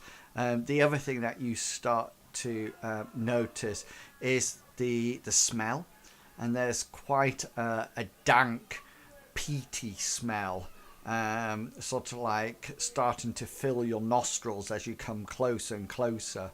And the other thing that you do notice is that every now and again you feel as if you've been bitten, and you quickly swat it, and there seems to be a sudden increase in the amount of flies and mosquitoes, and you hear Ark from the front of the party, and he sort of like turns around to you. He says, "Welcome to the Dead Swamp," and you suddenly are aware that you are probably coming to the edge of the swamp as seen by Tobias's map.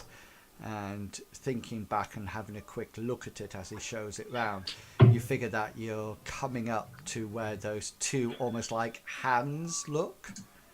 And even looking at it, you're very much aware that, yeah, you know, if you didn't know what you were looking at, if you didn't know they were trees, then they are definitely look like a pair of grasping hands.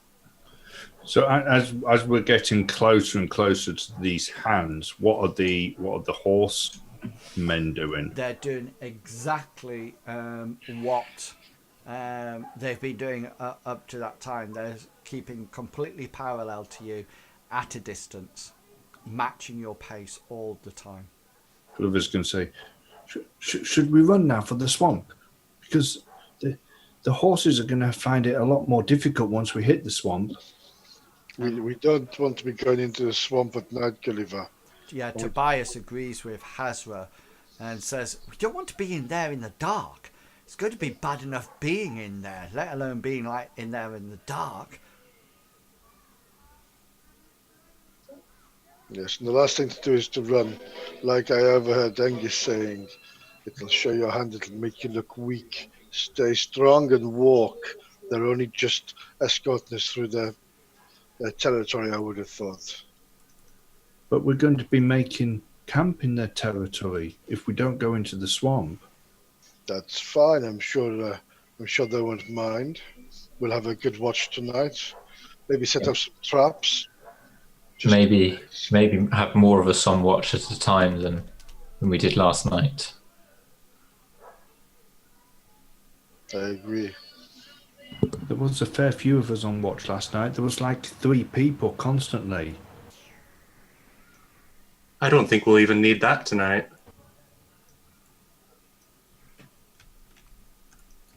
Maybe we should stop at the trees. At least they'll provide us with a bit of cover if they were to attack. So you should be able to see the trees now. I bet they burn pretty good as well. Oh, yes. Just to give you a little bit more information about the trees, because you're a lot closer now. They seem to be, there's obviously 2 of them, and they're very twisted and very old looking, and they almost like stands at sentinels at the edge of the dead swamp. You figure each one is about a man's height in diameter, so the trunks are quite thick, and they've got hardly any green on top of them, but there's no sign, they don't look dead, and there's no sign of rot or weakness. You can see that they're sort of like gnarled roots, almost like claw at the earth, and even their branches seem to be raking the sky as if they were talons raking it. The bark is incredibly smooth, but it also has scars and fissures, and you can tell that it's been here a long time. Have we seen any other trees in coming from the... Not of this height or this girth. Does anybody have a nature roll of any description? No. No. In which case, Hesserat and Bartleby, roll your locale. Yay.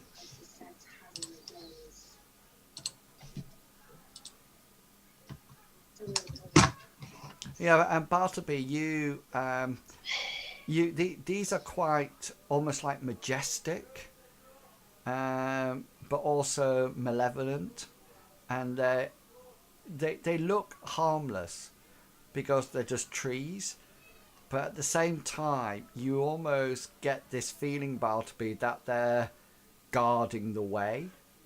You also notice that their trunks are dark grey and almost black, and this is not something that you've seen normally for trees.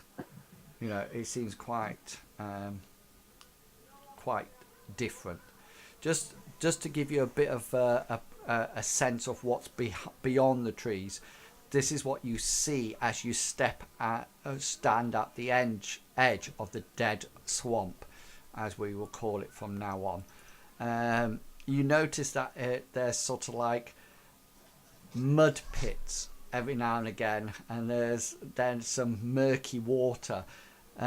It doesn't look like there's a set track or trail through. Even gazing around, it doesn't look like there's any sort of like, for want of a better word, normal solid ground. It seems a lot of it is underwater. You also notice that on top of the water, in various places, there's almost like thick mats of moss, and they're almost like floating on top of some of the pools of water, almost like pond scum, just lying there. And you also notice that looking into the swamp, there's almost like strange trees and growing up out of the water or from almost like black earth. And it does have leaves on. They do have leaves on, but they're thin and they're not dense canopies, they're thin ones. And you can see from one nearby that the leaves are all spotty, and it looks like it's got some kind of blight on it. But the most weirdest, the atmosphere smells of sulfur, like hydrogen sulfide, and decay. And the most off-putting thing about the dead swamp, and it doesn't look like it comes over the border at all. There's almost like a thin layer of mist that just hangs above the water. It's about up to, you would think if you had stood on the water, it would come up to your knees, and it seems to be moving, the mist, but almost like haphazardly. It's not sort of like all flowing as if there's a breeze blowing it. It just seems to be almost like circulating, almost like as if turbulence is moving it. It's not moving fast, it just slowly moves. And the other thing that you notice, as it comes to the edge of the dead swamp, it almost like cascades over on itself. And so there's actually a barrier of this mist going right the way along the edge. But looking out over the swamp, is there a visible path leading through it? Not from where you are now. You can't see that because of the Right. mist. Okay. And what time of day are we currently at? Is it coming to time to that we could camp? It's about 4 or 5 o'clock in the afternoon, and one thing that Ark sort of like points out is he sort of like says, if we go in now, there is no way we'll meet that campsite if the map of the journey time is correct. And Hesserat, you're sort of like got experience of being out and about it, and you judge it right as well. You figure it's about a day's journey from here, where you are, to the campsite that's marked on Tobias's map. You can see it's where the wigwams are. Yep. So, like you previously mentioned, probably setting off now would not be a good idea. Yes, traveling through a swamp is slow going. Well, perhaps we should make camp here and then make sure that we're all ready to go at dawn, soon as it's light, and then we can make most of the day. But no matter what, we're going to have to spend time in the swamp. Yes, we'll spend perhaps till if we leave first thing tomorrow morning, we should be able to make camp just outside the other side of the swamp. Yeah, you'll make camp in the We're still going to be in the swamp. yeah. If you look It'll at be like campground part, won't it? yeah, so it's right on the tear of the map. So you'll probably get to that wigwam part, but you don't know what's on the opposite side of it. You Hope don't. that wigwam part's gonna be solid ground, though, aren't we? So Yeah, fingers crossed. maybe. yeah, maybe. Yeah. We will know when we get there. Because this map is quite old. Yeah. Good If of you're us. making camp, do not take firewood from the trees. Leave the trees alone. They look different. Look evil. I don't think there are any more trees, Hesserat. If we don't take firewood from those, we won't be able to have a fire. No, I would have thought. Let me have a look. There will be some flotsam and jetsam on the floor. Yeah, roll your survival skill. I thought that type of stuff was in the water. Yeah, you find some kindling around the place, and some vegetation that will burn. Tobias's horse doesn't look. It looks very unsettled, Bartleby. It doesn't look like it's keen to even go into the swamp or even get close to it. And Tobias can only settle it by standing with it there. and sort of like Gulliver will go over as well, and he'll sort of like pat the horse on the side because he's good with horses. cool. I'd like to put my hand in at helping this horse feel a little bit better about life. In particular, I want to put my hands on its face, on its face thing, and I'm going to start praying at it, if I may. Yeah, cool. Gulliver, do you have animal handling at all? No, No. I can't remember what I rolled last time, but it came out good. Yeah, I think Mr. Bartleby is going to be casting a spell. I'm just calling Amriel to bring her positive feelings down upon this horse's soul. Yeah. If I can, I'd like to take a few minutes to prepare it and to talk to this horse in a way that it definitely doesn't understand. Okay. Gulliver's just going to be going. Yeah, easy roll. Yeah, I noticed that it says ensuring that a love sick. So the horse turns to you, Gulliver, and goes, that is seems to be rather taken by you. The horse seems very calm. Oh, excellent. Good horse. Gulliver, I think that was actually mostly you. A little bit of Amriel, but I mostly think so. Animals really like me. Sometimes I think animals are better than people. Just while you're making up your camp and sort of like talking to each other, you also notice that the riders have now changed their position on the horses. They are now, the heads of the horses are sort of like pointing towards your camp. And there's still 6 of them. Yeah, 3 on one side and 3 on the other. Bartleby is just going to look at them for a little bit and then give a nice wave. Yeah, they seem to just be sat on their horses. They don't seem to react to your waving at all.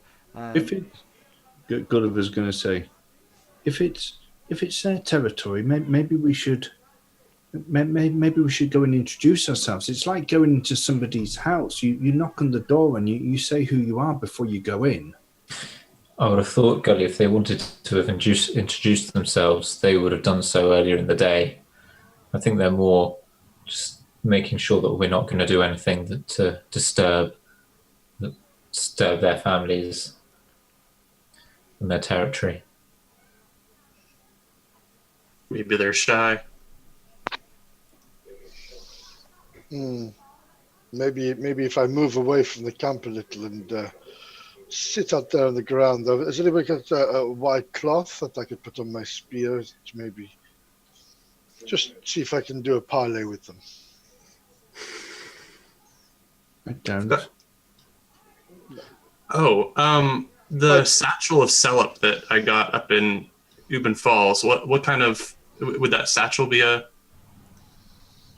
appropriate for this purpose, Inwells? It depends. I'm not.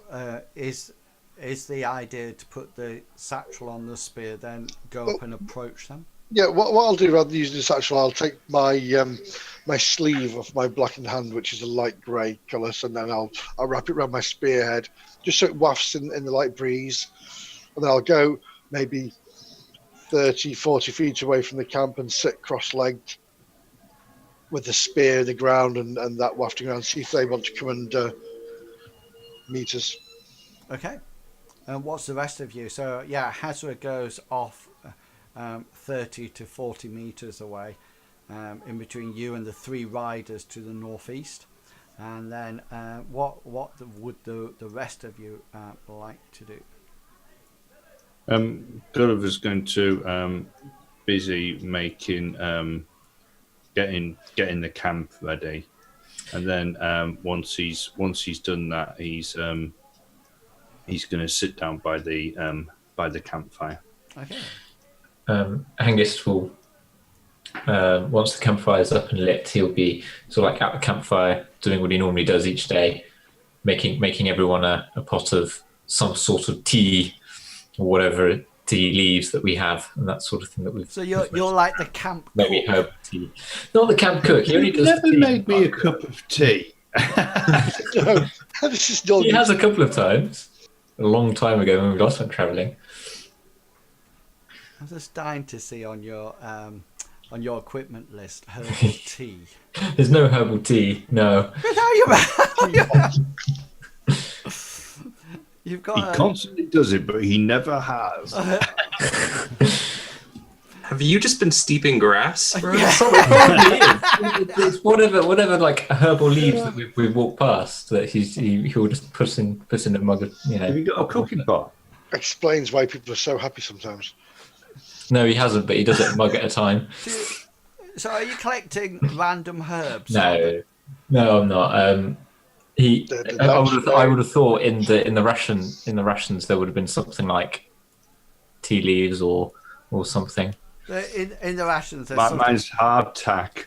Yeah, there'll be trail rations, waters and things like that. But yeah, so Hengist sits down and produces a variety of tea making equipment and sort of like starts making tea out of some random herbs.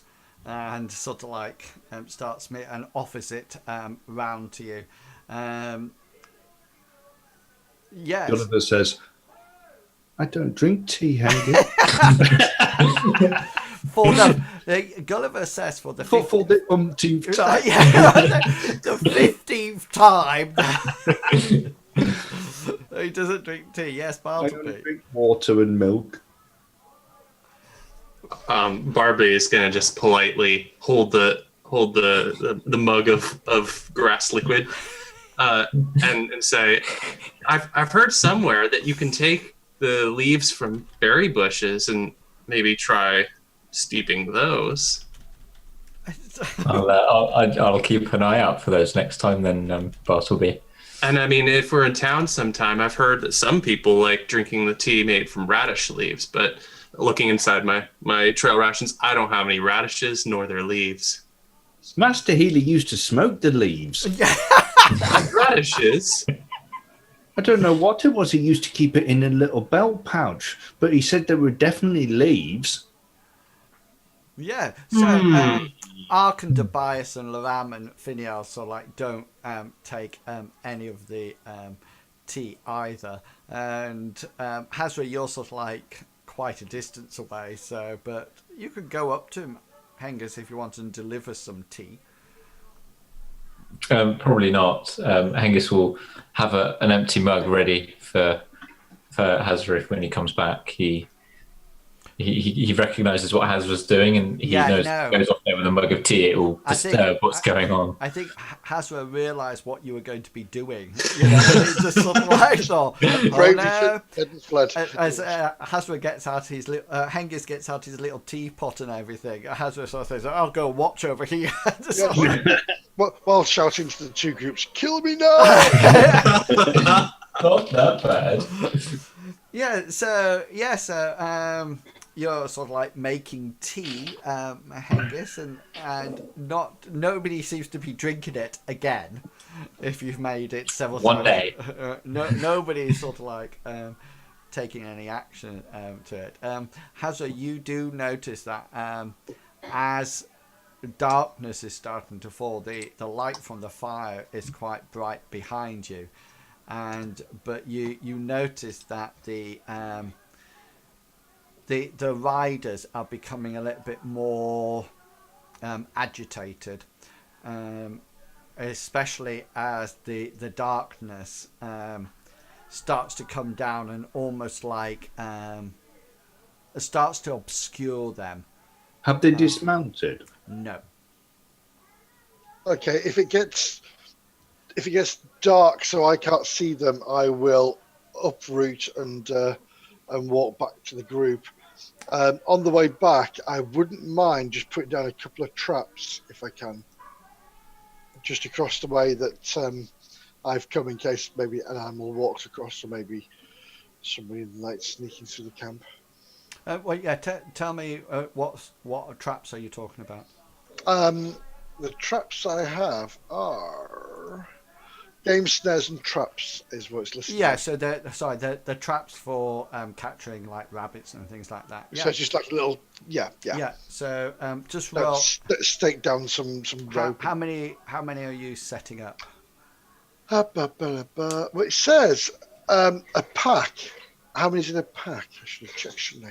I think they're like Jaffa case. I think there's 12. So 12. How many traps? How many traps would you like to? I want to set put up? down 4, possible. 4. So roll. Do you have a specific trapping skill? I do.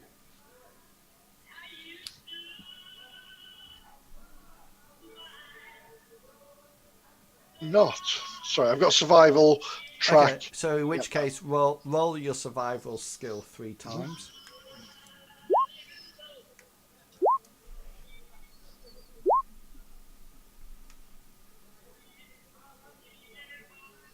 Oh, sorry, are you doing 4? 4, sorry, Yeah, yes, do 4 4 times. Yeah. times then.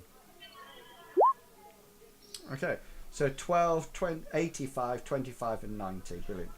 Okay, so you sort of like busy yourself with laying some traps as darkness falls, and then you make your way back to the campfire. Nobody, So you Nobody can move came. yourself back. Hengist has some tea waiting for you when you get back. It's actually quite good this time. I think he was picking up some sweetgrass our way. It's marginally better. I waited there, but nobody came to parley. So I put Bartleby, this sleeve back on. Bartleby, can you just make an endurance check, please? I would love to. With Pow. tea. I just wanted to see whether or not there were some very powerful laxative plants on the way here. Gulliver, It's some wonderful tea, though. That's what it's there for. when everybody's back at the campsite, Gulliver's going to say, I think half of us should stay on watch and the other half sleep. Sounds a good idea, Gulliver. Doesn't seem as necessary to me. Amriel sent me a vision. We're going to make it there safe. Well, I do think it's best to be cautious and be captured in the night or killed in the night. I agree with Gulliver here. did you get the vision before or after we were attacked by coyotes? Just before, and we survived the coyotes. It didn't even wake me up. I saw myself. I think in an underground room with a sarcophagus. Surely that means we'll make it there, fine and well. Or it could be your final resting place, friend Bartleby. Or it could be in days or weeks or months time. I think that's the thing. You don't really know how far in advance it is. I still think it would be better if we double the watch, at least until we get to Hesserat, especially with the growing tension. You'll look at sort of like the people around the campfire. I agree with Gulliver. However, I must note that Hanriel hasn't really steered us wrong so far. And it's while you're sort of like talking and discussing it with each other, and Bartleby's talking about the safety of Amril, is then all of a sudden both Laram and Ark almost like stand up simultaneously, each facing the opposite way, and they both shout out at the same time, incoming. And you notice as you have a quick gaze around that there appears to be 3 barbarians coming from the northeast riding their horses as at full gallop, and 3 barbarians coming from the southwest also riding at full gallop, coming before you. Can you please roll your initiatives, please? We're gonna be safe, guys. This Bartleby guy. 15 again. Wow.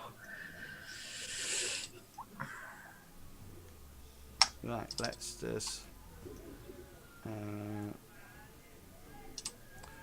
do some alteration. I think that's right. Yeah. Okay then. So on this round, does anybody wish to do anything at all? If you're all going to get this round to do 2 or 3 actions, depending how many action points you have, before the barbarians arrive at you. If you know, so that's you'll have this time. So Can I ask? Are they armed now? yeah, they're riding in at the moment. They're still at some distance. You know that they've got bucklers, and that's about it. Just to let you know, right from the beginning, Finiel goes first, and she draws her short sword and picks up her buckler. As does that's Finiel does that on 22, and then she sort of like stands up in a sort of like a ready stance. Hesserat, you're next up. Yep, I'm good. I've got my spear out already. I'm going to brace this, but while I'm bracing, I want to say, take out the left side first. So move forward to the left, and then we can come back and get the right side. At least we can outnumber them on the left. So show me where you're bracing your spear. So I want to be. So they're coming from left to right. So I want to sort of be over. They're coming from the northeast and the southwest. Oh, sorry, right, northeast. So I want to be next to her, but there we go. Okay, cool. Gulliver, you're up. Gulliver's a bit confused what he should be doing with what Hazra's just said. Whereabouts are they? Whether they're coming from this way and this and way. This way. Yeah. Okay. He wants to.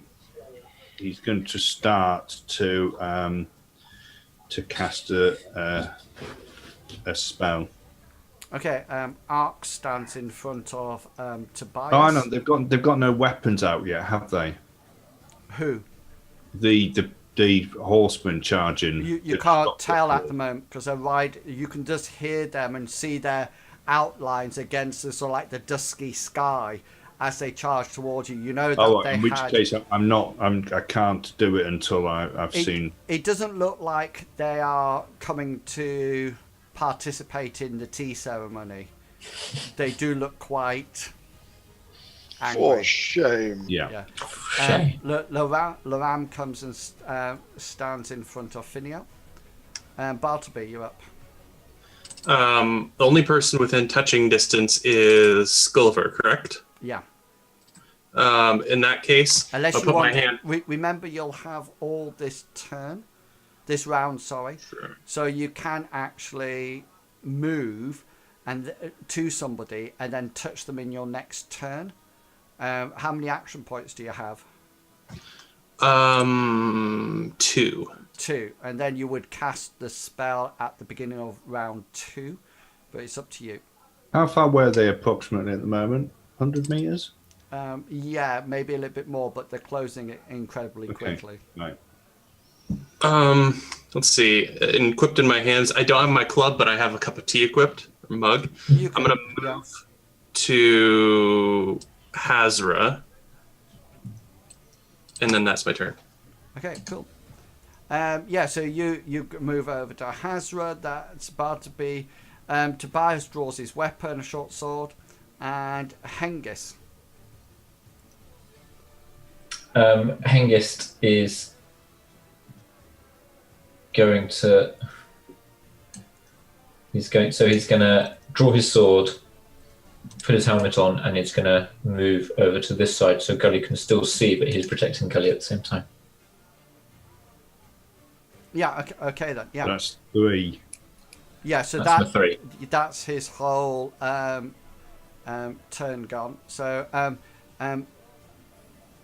Finiel's bracing for attack. Hesserat, do you want to do anything on turn 2? No, it's just a case of just bracing and being ready to Okay. receive. Gulliver. Gulliver's going to wait until they're about 50 meters, less than sort of like 50 meters away, and then he's going to point at one of the horses. Right, so this will be at the beginning of combat round 2. Right. When that happens, yeah. Arcs bracing for attack, Lorams bracing for attack, and Bartleby, do you want to cast a spell? Yes, absolutely. I would like to place my non-T hand onto Hesserat and pray for Amriel to protect him in this time of adversity, like she promised me in that Yeah. vision that I'm assuming she promised me for. Oh yes. How? Yeah, and completely. Hazel, you have now got protection on you. So remember, when you get hit, you'll need to roll some dice. I think it's a D3, and that will be taken off before it actually hits you. Yeah. So anything, Gulliver's and Hazard's, I think you both have 3 action points. Is there anything else you would like to do on this round? When can my spell come off? When they're going to be less than 50? Push him. It'll be at the, like I said, on the beginning of round 2. Right. That's when Combat they'll be on round that. 2. Yeah, that's fine. Can I cast the spell now and hold it, please? Yes, by all means. So the spell that I'm casting is this one. Okay. So as soon as I can see that it's in distance, which is 68 meters, I'm going to cast it on the one of the horses. Yeah, they'll have to be a lot closer than 68 meters because technically you can't see them. Right. I know that's Okay. the Yeah. Well, so once they're in. Yeah. Once, So something happens quite effective. Bartleby and Gulliver, can you just roll, please, a perception roll for me? It's coming off at hard, but I just need to see. No, Bartleby, you don't see anything. Except Amriel's light. Does any of you two want to use luck on that roll? Yes. Yeah, I'm going to use luck. So, Gulliver, you can just revert the digits to get 09. Bartleby, are you going to re-roll? Yeah. I was hoping. Let's see some magic. Yeah, okay then. You both see something. Ice magic. I'm really. Amriel. Yep.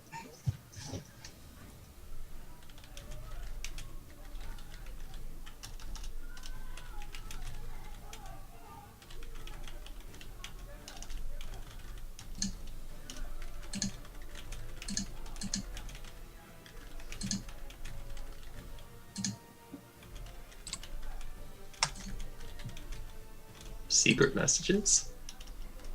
Yeah. I'm nearly there. Ooh.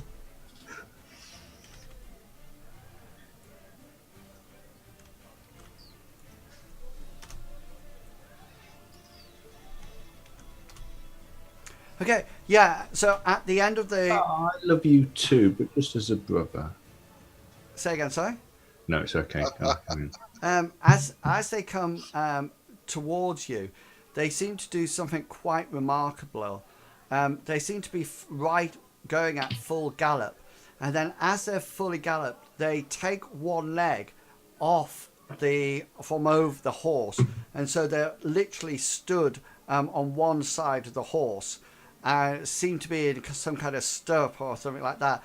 And at the last moment, they almost like run, and as they run, the horse peels off in one direction, and they just continue to run towards you guys, and they appear at the end of their round.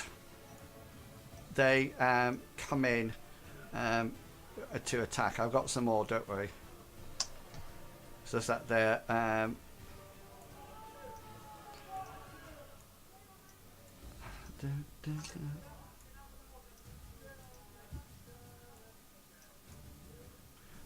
hang on, so there's 2 there, and these 2 here. Tell me, if I cast and hold a spell, do I lose the magic points if I don't cast it? You would have to. Are you just dropping it? Well, I mean, my target was going to be the horse, which if they're not on the horse... hang on, because two of them do come off the horse. Okay, the third one almost like keeps on the horse but veers off, and the other horses follow them. Does that make sense to you? So they were both coming down like this. Two of them got off the horse, and then the first horseman sort of like veered off like that and took the other two horses with them. So there's not four horses sort of like messing around the place. But Gulliver, you'll be able to target a horse, not a problem. Right. Okay, but it's not coming to attack, so I'm going to drop the spell. I'm not going to cast it. Okay, cool. So we're going into. I just need to add them. I'm going to use one initiative for them all. Okay, just to make life easier. Can it be a low one? 24. Yeah. So their first combat move on combat round 2, turn 1, is that they come up and they move in to attack. So this one comes here. This one bypasses the horse and comes straight to you. These two do the same, finishing their movements like that. They seem to be carrying bucklers and hatchets. Right, Finiel, I go first. So she's going to roll to try to. I'm sorry, Laram is going to try to roll to hit, and he actually misses the barbarian in front of him. Sorry, Finiel steps to one side in order to attack because Laram's not attacking yet. She will attack next round. Hesserat, you up? I take it I can just thrust my spear forward, can I? He's in melee combat with you. Yeah. Fantastic. Yep. In which case, have some of that. Yep. So, has that appeared? Right. So, Yeah, location. Yeah. Hang on. Oh, two. Yeah. He fails his parry. Okay. So you want a location. I'm going to do my special, which will be Impale. Okay, cool. And location is going to be 6. 1 second. Let me just pick up his character sheet. You're going to be fighting Barbarian 1, just so you know. No. 6, yeah, is his left leg. Perfect. Okay, once I'll thrust it, impale him, and I will let go. And damage-wise, you would like that one. So 4 damage left leg. No, it's We didn't impale though. Oh, it's impale, sorry, isn't it? Yes.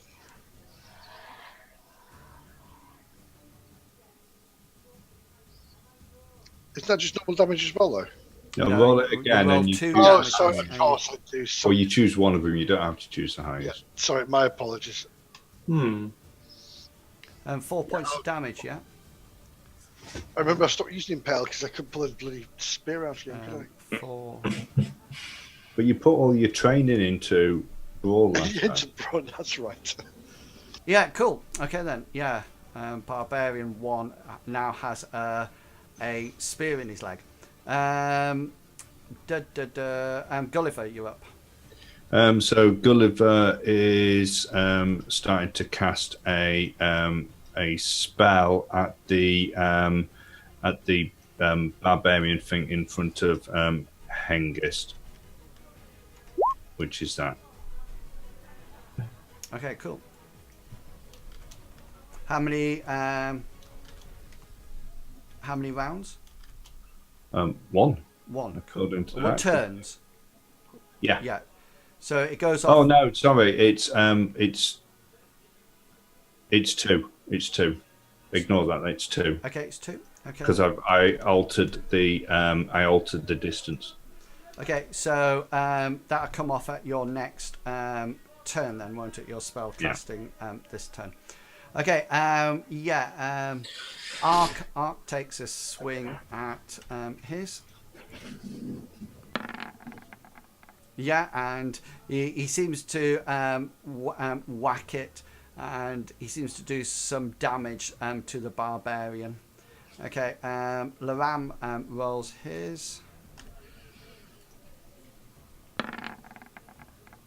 Yeah, and he misses his altogether. He obviously mistimed it as it was coming through. Bartleby, you're up. Bartleby would like to. Well, I'll say what I want to do, and then I'm shouting. I'm casting a prayer onto Hesserat after making my shout. My shout is, "Power of Amriel will cast away your foul magics." And then I'm going to go with this on a scimitar of choice, and this for the roll. Could I use a point of luck to re-roll? Yes, of course you can. Yeah. Good. Let me remove that luck and re-roll that roll. That's a nice Oh, roll. shiny. When that says range touch, does it mean that the weapon has to be touched or the person has to be touched? I can't remember what we've. I assumed it was the person, but I could go for the weapon as it would make sense if somebody has 2 piercing weapons that I would have to choose. The only thing I see later on in that spell thing is, thus casting this spell on a dagger increases it by 1d6 plus 1. And the other thing it says is blade sharp is cast on edged and piercing melee weapons. That's a good point. Would I be able to touch his scimitar on his belt then? Just don't go around touching people's scimitars. You got a good critical roll, so I think what it'll be like anything else that we've said, that if you wish to touch somebody who's in combat, it's just like a hard roll. But that's absolutely fine. So so that's on his scimitar now. Brilliant.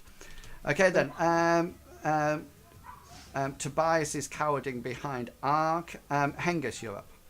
Okay, so seeing this foul-smelling barbarian in front of his face, Hengist is going to attack out with his sword one-handedly.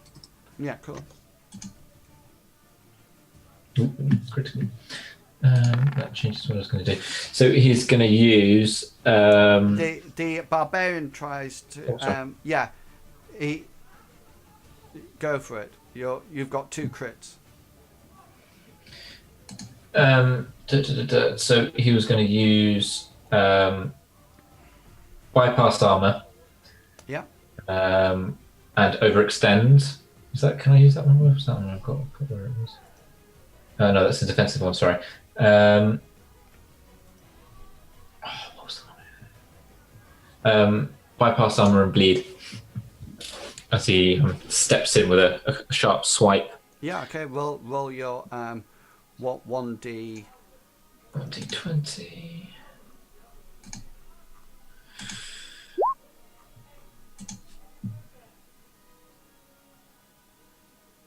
It goes into his 6. Cheers. Thank you. Sorry, for 5 damage. So 6 is his. We'll be able to use the hit locations, won't we, for this one because they're humanoid? Yeah. I'm just. I was just putting barbarian. That's barbarian 2. So I go on his left leg. Left leg. Okay, if the defender is wearing armor above natural protection, then factor for the purpose of this. Right, so you bypass his armor. He seems to have some kind of cloth armor on, and you do what? 5 points of damage. Yeah. Yep. Cool.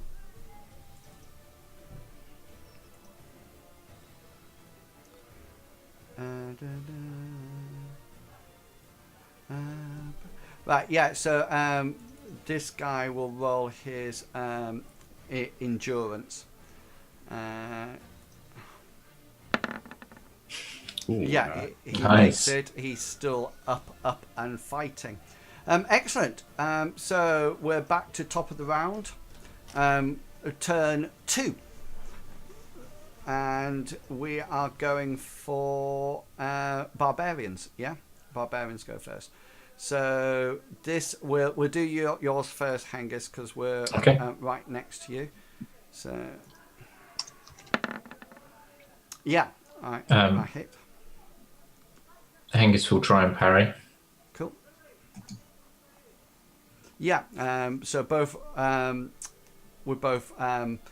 What is your sword medium? Yeah, it will be. My sword's medium, yeah. Yeah. So you stop the damage as it comes through to you.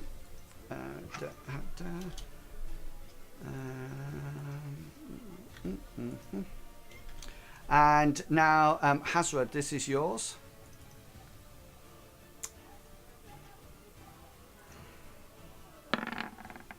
Yeah, it misses you. It misses you, so that's not a problem. But Arcs fights the barbarian fighting with Arc. Yeah, and there seems to be some exchanging swords at that point. And the one with Laram. Yeah, Laram seems to get a really positive hit on the left arm, and you hear the crunch of something snapping, and then Finiel comes in with her attack, and she seems to slide the sword towards the barbarian, but actually misses it altogether. That brings us down to you, Hesserat. I am going to draw my scimitar and notice for the first time that it has a beautiful glow of Amriel's light glistening. Okay, off so the you blade. readying a weapon. Ready weapon. Cool, and therefore, Gulliver, you up. So Gulliver has been casting his spell these last 2 rounds, and as he's been doing it, a sort of like a spinning globe of blue water has been appearing in his hand, and he releases it at the he casts the spell focusing on the hatchet that the barbarian is. Which one? The one in front of Hengist. Hengist. Yeah, cool. So this is the so as he closes his hand, the spinning blue circle of water disappears, and the guy's allowed a saving throw. Which one? Evade. Evade. It gets 82 out of 50, so it fails. Okay, so he closed his hand, and all of a sudden the hatchet gets pulled from the barbarian's hand and actually appears in Cool. Gulliver's. Appears in yours. Excellent. Nice one. That's Gulliver. Arc and Laram are fighting. Bartleby, what do you wish to do? Bartleby is going to do a move, and I'm moving over behind Hengist. Cool. What's your movement?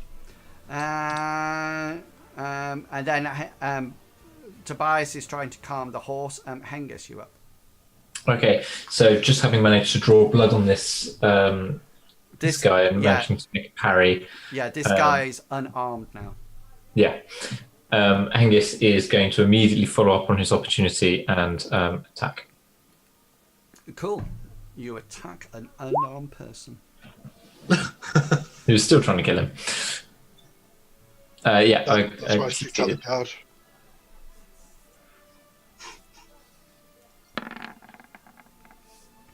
Yeah, he parries with his shield as your sword comes down on it.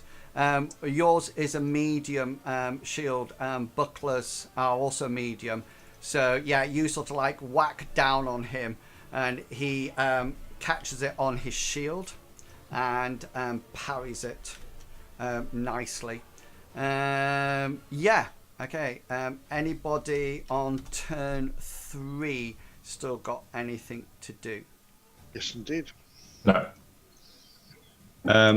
Yes, Gulliver's got an action, and his action is going to be he's going to. But hang on, because Hesserat will go first on 21. Oh, no. Yep, I'm going to hit the barbarian in front of me with my scimitar.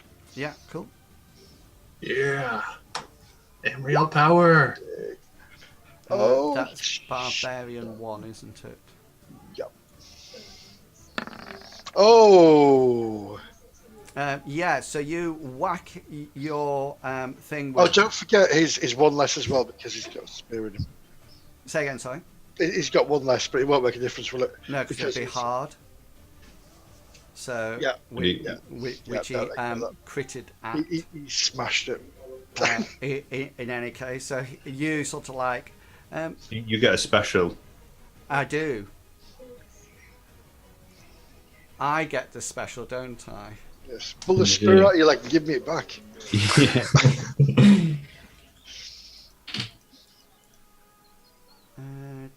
I don't know whether or not you get 1 or 2. Oh, let's have a look at your fancy table.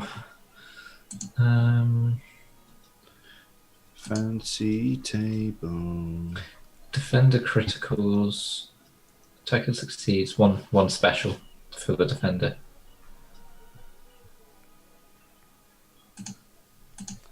Yeah, so he will use... Let me just... I never get a chance to use specials. Oh, don't be I know. No, I know. if it's on here, I know what I would do. I know what I would do as well. What is it? A defensive special that you can Yeah. Yeah. get? Lightning strike. No. No, I would do Oh, it's disarm not. opponent. Well, oh, it is on the my Yeah, fingers. that's a good one. That's exactly what I was going to go for as well. I was going to go for Possible extend, page. but Or And blind disarm. him. I like too overextend. dark to do that. Say again, sorry. Yeah. Blind seems to be quite nice. No, do accidental injury. Oh no, He has to fumble, yeah. Do drink Hengist coffee or tea. Yeah. Quite surprised Bartleby hadn't just picked up the post and just chopped. I know. Yeah, Watch so the bells away. you need to roll a evade roll, and you need to beat my critical. So you need to get Evade. to get a critical to actually thing. To do it. Okay. Evade. Well, And then if you do get a critical, you need it less than 3. Oh, sorry, No, more than 3. Yeah. okay. Here we go. There's the fumble.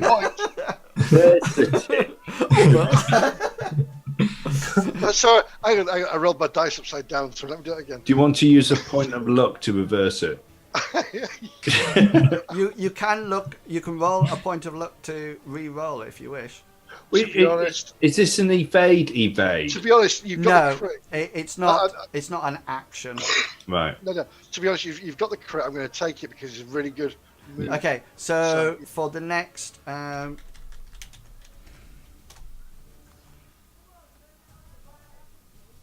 27 rounds. for the next 3 turns, all your attacks are actually at Herculanean. Is that turns or actions? Say again, sorry. Is that turns or actions? Turns. Turns, right. So starting from next round, Yeah. you There's 3 rounds. So it is No, 3 next. actions, basically. Yeah. Oh, 3 actions. Right, okay, Yeah. sorry. Okay, cool. Oh, that was exciting. Gulliver's action is going to be to throw this hand axe that he's now got in, this hatchet that he's got in his hand, into the fire. Okay, then, yeah. Just roll. You can use your street urchin roll. Don't fumble it, probably hit me.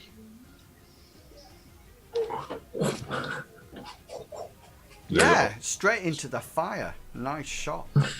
Okay, so this is now combat round 3. Turn 1.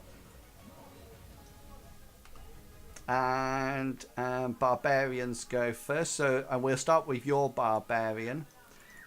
Because it's going to follow up on its wonderful attack, and yeah, it gets a hard with a 6. But you'll be pleased to know it's not a critical. No. I'm Why is it not critical? Because it has to be always 1/10 of the roll, doesn't it? 1/20th of the roll, and to get a hard, he needs 42. I always thought if it went below Herculean, it was a crit. No, crits are done on the actual dice roll. Right. Okay. Okay, so Hesserat, do you wish to? I will try and parry. Yeah, so this is going to be at Herculanean. Oh, so close. So. Can I use a point of luck and reverse it then, please? Yeah. Thank you. I'll do that then, please, if you don't mind. Nice. How big's your scimitar?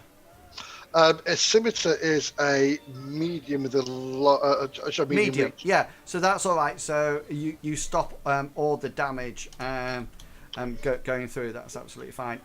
Hengist, this is your barbarian.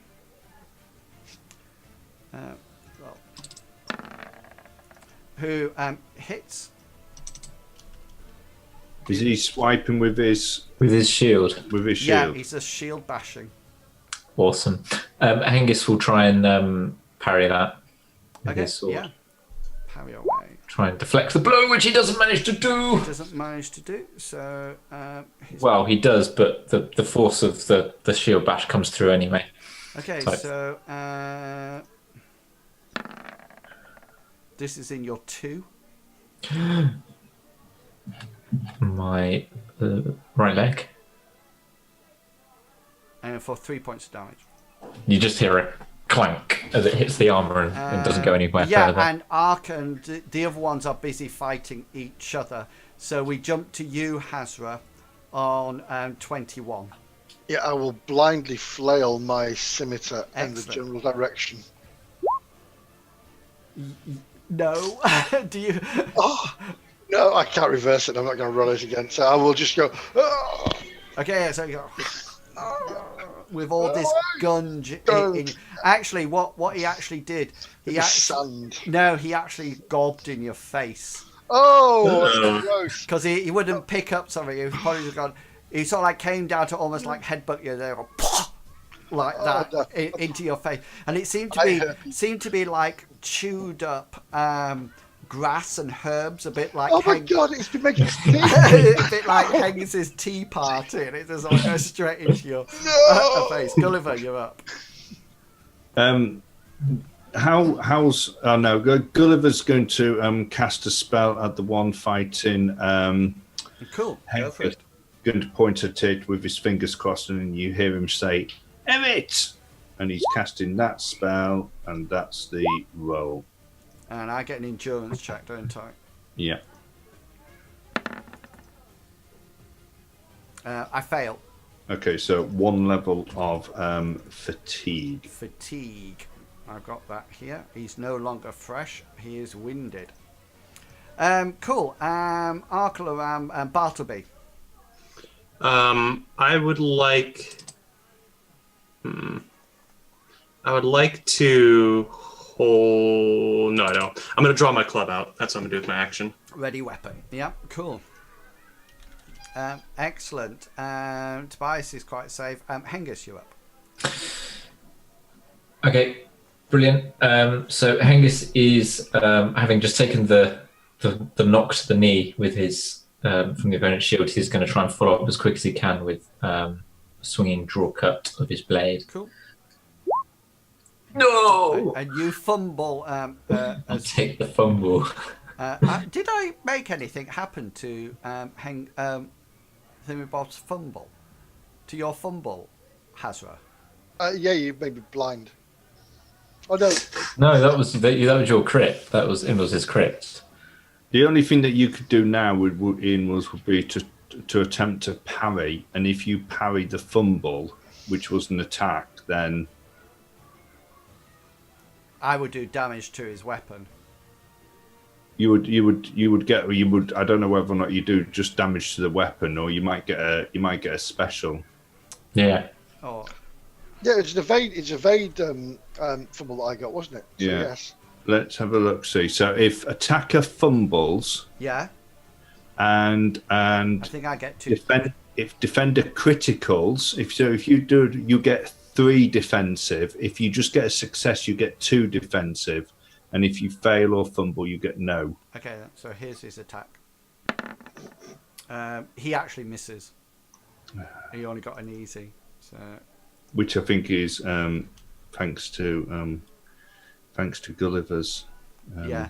Okay. I tired think spell. that's the end of turn 1. Sorry, I tell you what we didn't do, because we're in round 3, aren't we? Oh no, I'm fine. Turn 2. Barbarians go first. So this is Barbarian 1 at you, Hesserat. Yep. And it hits with his hard. I'll try to parry, and this will be Herculean, isn't it? Yeah, still. So. Yes, Yes. nice. Come on, baby, light my fire, Amriel. Okay, you get the crit, Okay, a defensive crit, isn't it? defensive crit on me. Okay, so do you know what we'll do? We will disarm opponents, please. Cool. Oh, in fact, no, sorry, no. Oh. No, I will. I'll set that first. I'll do that first. Disarm opponent, please. So with my scimitar, I just hit his wrist, and his hatchet goes to the floor, hopefully. The opponent must make an opposed roll of his combat style against the character's original roll. Okay, so I need to make this is 1.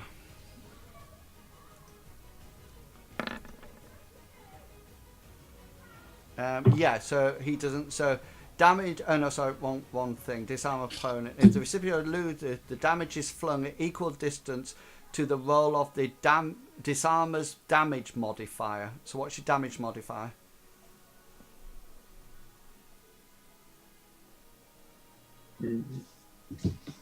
Muted. Muted, Medivac. Sorry, I don't have a damage modifier. If there's no damage modifier, then the weapon drops at the disarmed's It's feet. floor. Yeah. Yeah. So his you sort of like parry it or attack it, whatever you're doing, and it Whack his fingers on yeah, this. and it drops to his feet. Yeah, and then that's his weapon. So you catch it on your scimitar and knock it on his hands, and the scimitar drops to his feet. Yeah, cool. Gulliver. How's it going between Ark and the other one? It looks fine at the moment. They seem to be exchanging blows. They're quite equally matched. Okay, Gulliver wants to cast another spell then and give Ark the advantage if he can. Cool. So once again, he wants to point at this one and say, "Erit," as he casts the same. Yeah. Well. I get an endurance check, don't I? Yeah, it failed anyway. Don't worry about Okay, it. cool. Brilliant. That's Gulliver's spell casting. And now, Bartleby, you're up. I walked over here for nothing. I'm walking back with my club equipped and my cup of tea to engage with Barbarian 1 at Hesserat's side. Okay, so you will be moving on turn 2. Bartleby, that's him done. Hengist, you're up. Hengist is going to try and finish off this this barbarian as quickly as he can now. Yeah, cool. Roll your attack. Yep, there we go. Yeah. 16 on hard. Yeah, so that succeeds. Okay. He's got no more actions left. So Okay. Hengist is going to use bleed. Or I can do my fancy hit location, can't I? Left arm this time. for 8 points. Left arm, 8.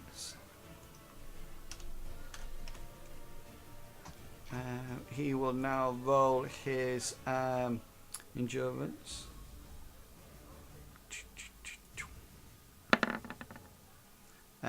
Which he fails because he's currently at hard. His left arm is. Let me just check.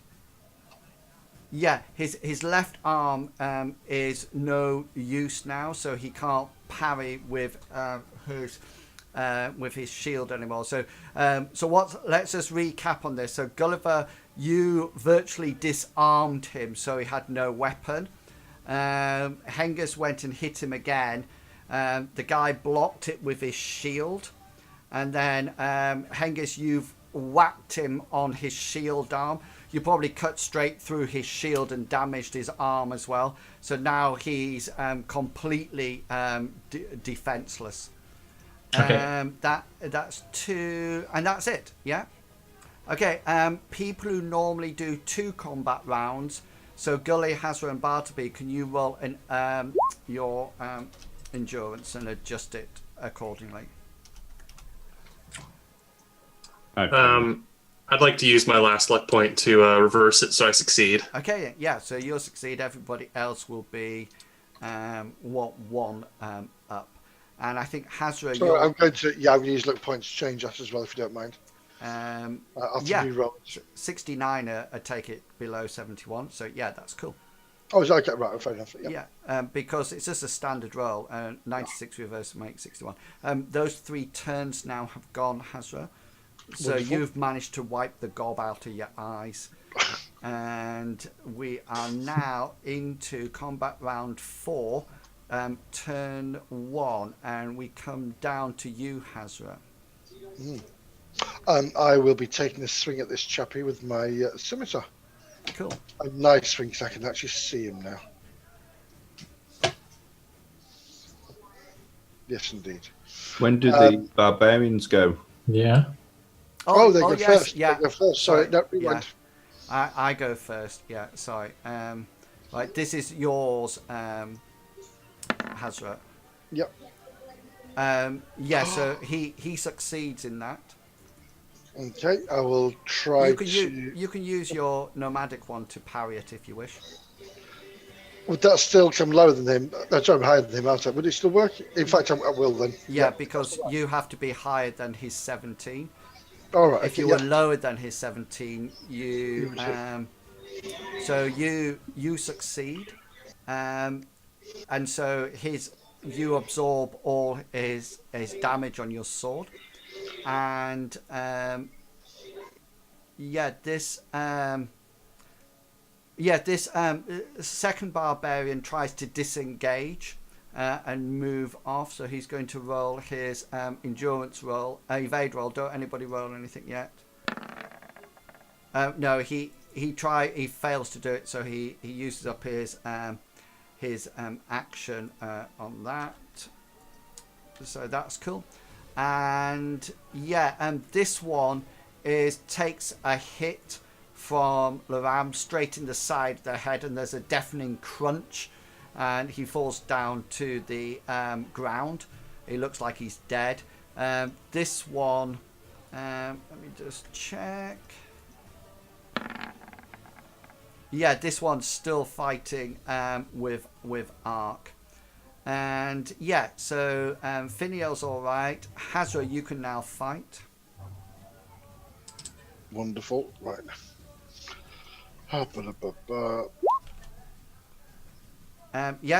That succeeds. So this is Barbarian 1.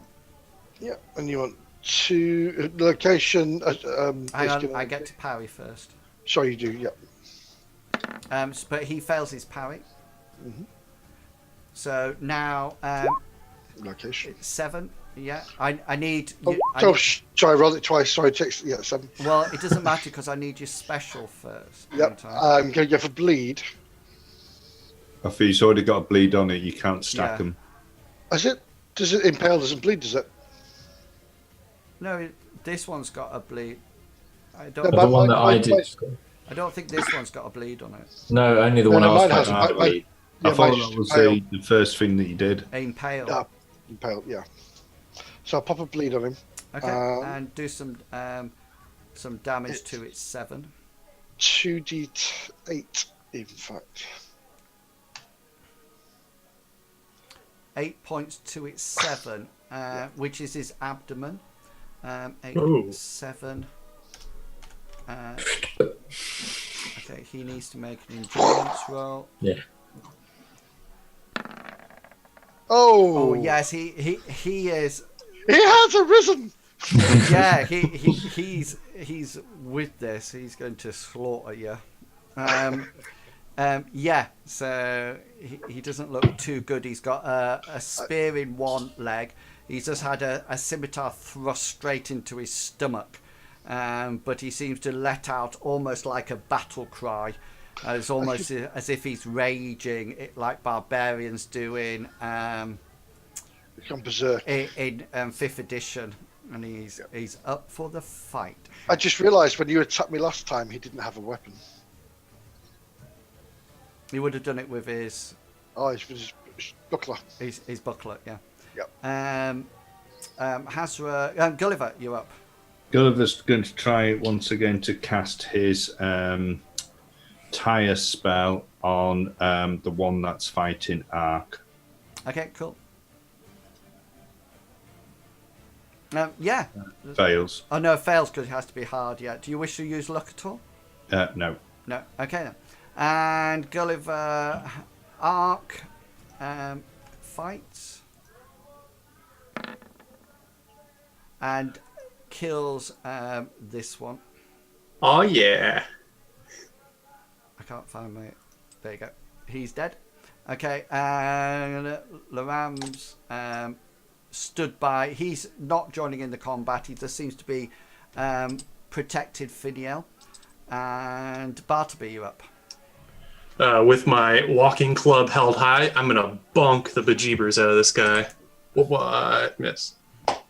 Okay. Kill That's steal! cool. That's cool. Tobias, Hengist, you're up. Hengist is going to delay his action, but he's going to also use a free action at the same time to say, go.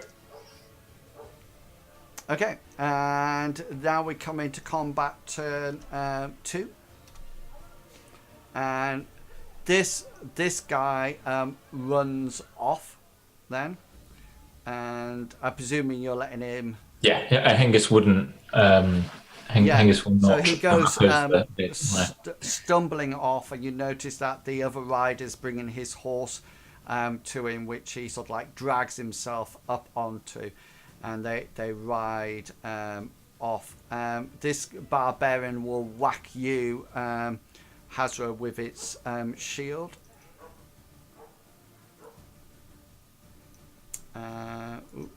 Which he got...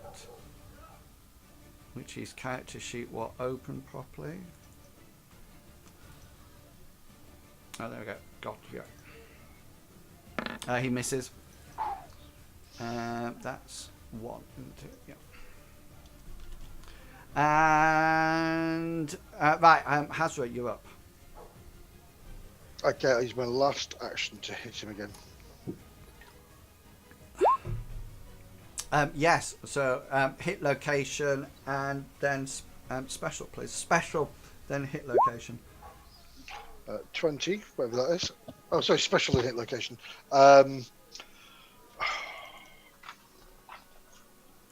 You can keep the 20. I just need to know your special. Okay, so I will go for compel surrender, if I can. Yeah. So you it actually won't work because he's protecting his head with his spear, with his Shield, yeah. shield via passive warding. So you actually strike down at his head, but it just clanks on his shield. And Bartleby. Sorry, Gulliver. Yeah. So this one's dead. This one's running That one's run, hasn't it? Yeah. Gulliver Diver. Okay. Laurent's finished his. Bartleby. Bring in the big guns. No. But not to the barbarian. And Hengist. Hengist will. He's keeping an eye on the other one of the horses, but he's going to dither. Okay, cool. Right. This combat round here will eventually. You eventually kill him, Hesserat. There might be a huge exchange of blows going on, but eventually you got the advantage, so he will actually be killed there in any case, which means that he will be dead. He's going to get a bit like the cat with the, the centipede that you fought in the library.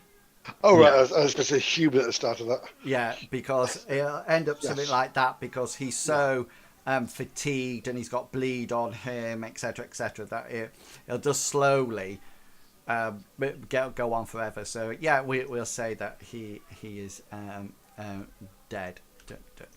Yeah. I want to chop his head off and put it on my spear. Oh dear. No, I I don't. think Hazard's turning into more of a barbarian than a nomad. I thought all the sort of Raff inspired was joined us. Wow. Good job, Ben's not round, isn't it? Yeah. So you come back round camp and you sort of like settle down once again to sort of like make camp for the night, and it goes uneventful apart from two things that you need to be aware of. Throughout the night you do hear anybody on watch actually hears this. You do hear almost like moans coming from the swamp. It's almost like, if I make the sound you'll understand, it's almost like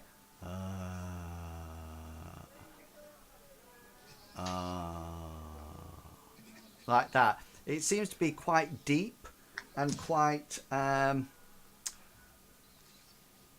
mournful. I think it's probably it doesn't sound threatening, it sounds mournful, and they seem to happen throughout the evening in the coming from the swamp. And so you get the unnerving feeling that whatever is in there's definitely something alive in there, definitely, no matter what. You can hear it. And you wake up the next morning and sort of like gather everything together. Your fatigue will have gone, guys. You will have been able to add up your... you'll be able to get magic points back up, etc. And you get to the point that you are ready to enter. Can I check my traps? Yes. So yes, recover them as well. The 12 and the 25 have some kind of game in it, probably either a bird or a rabbit of some description, frog, because we're near a swamp. Yeah, Or a rabbit. and then you also notice. So you can take those, and you also notice that Ark sort of like informs you that there's probably like 1 day's march in the swamp should get you to the first wigwam camp on his map.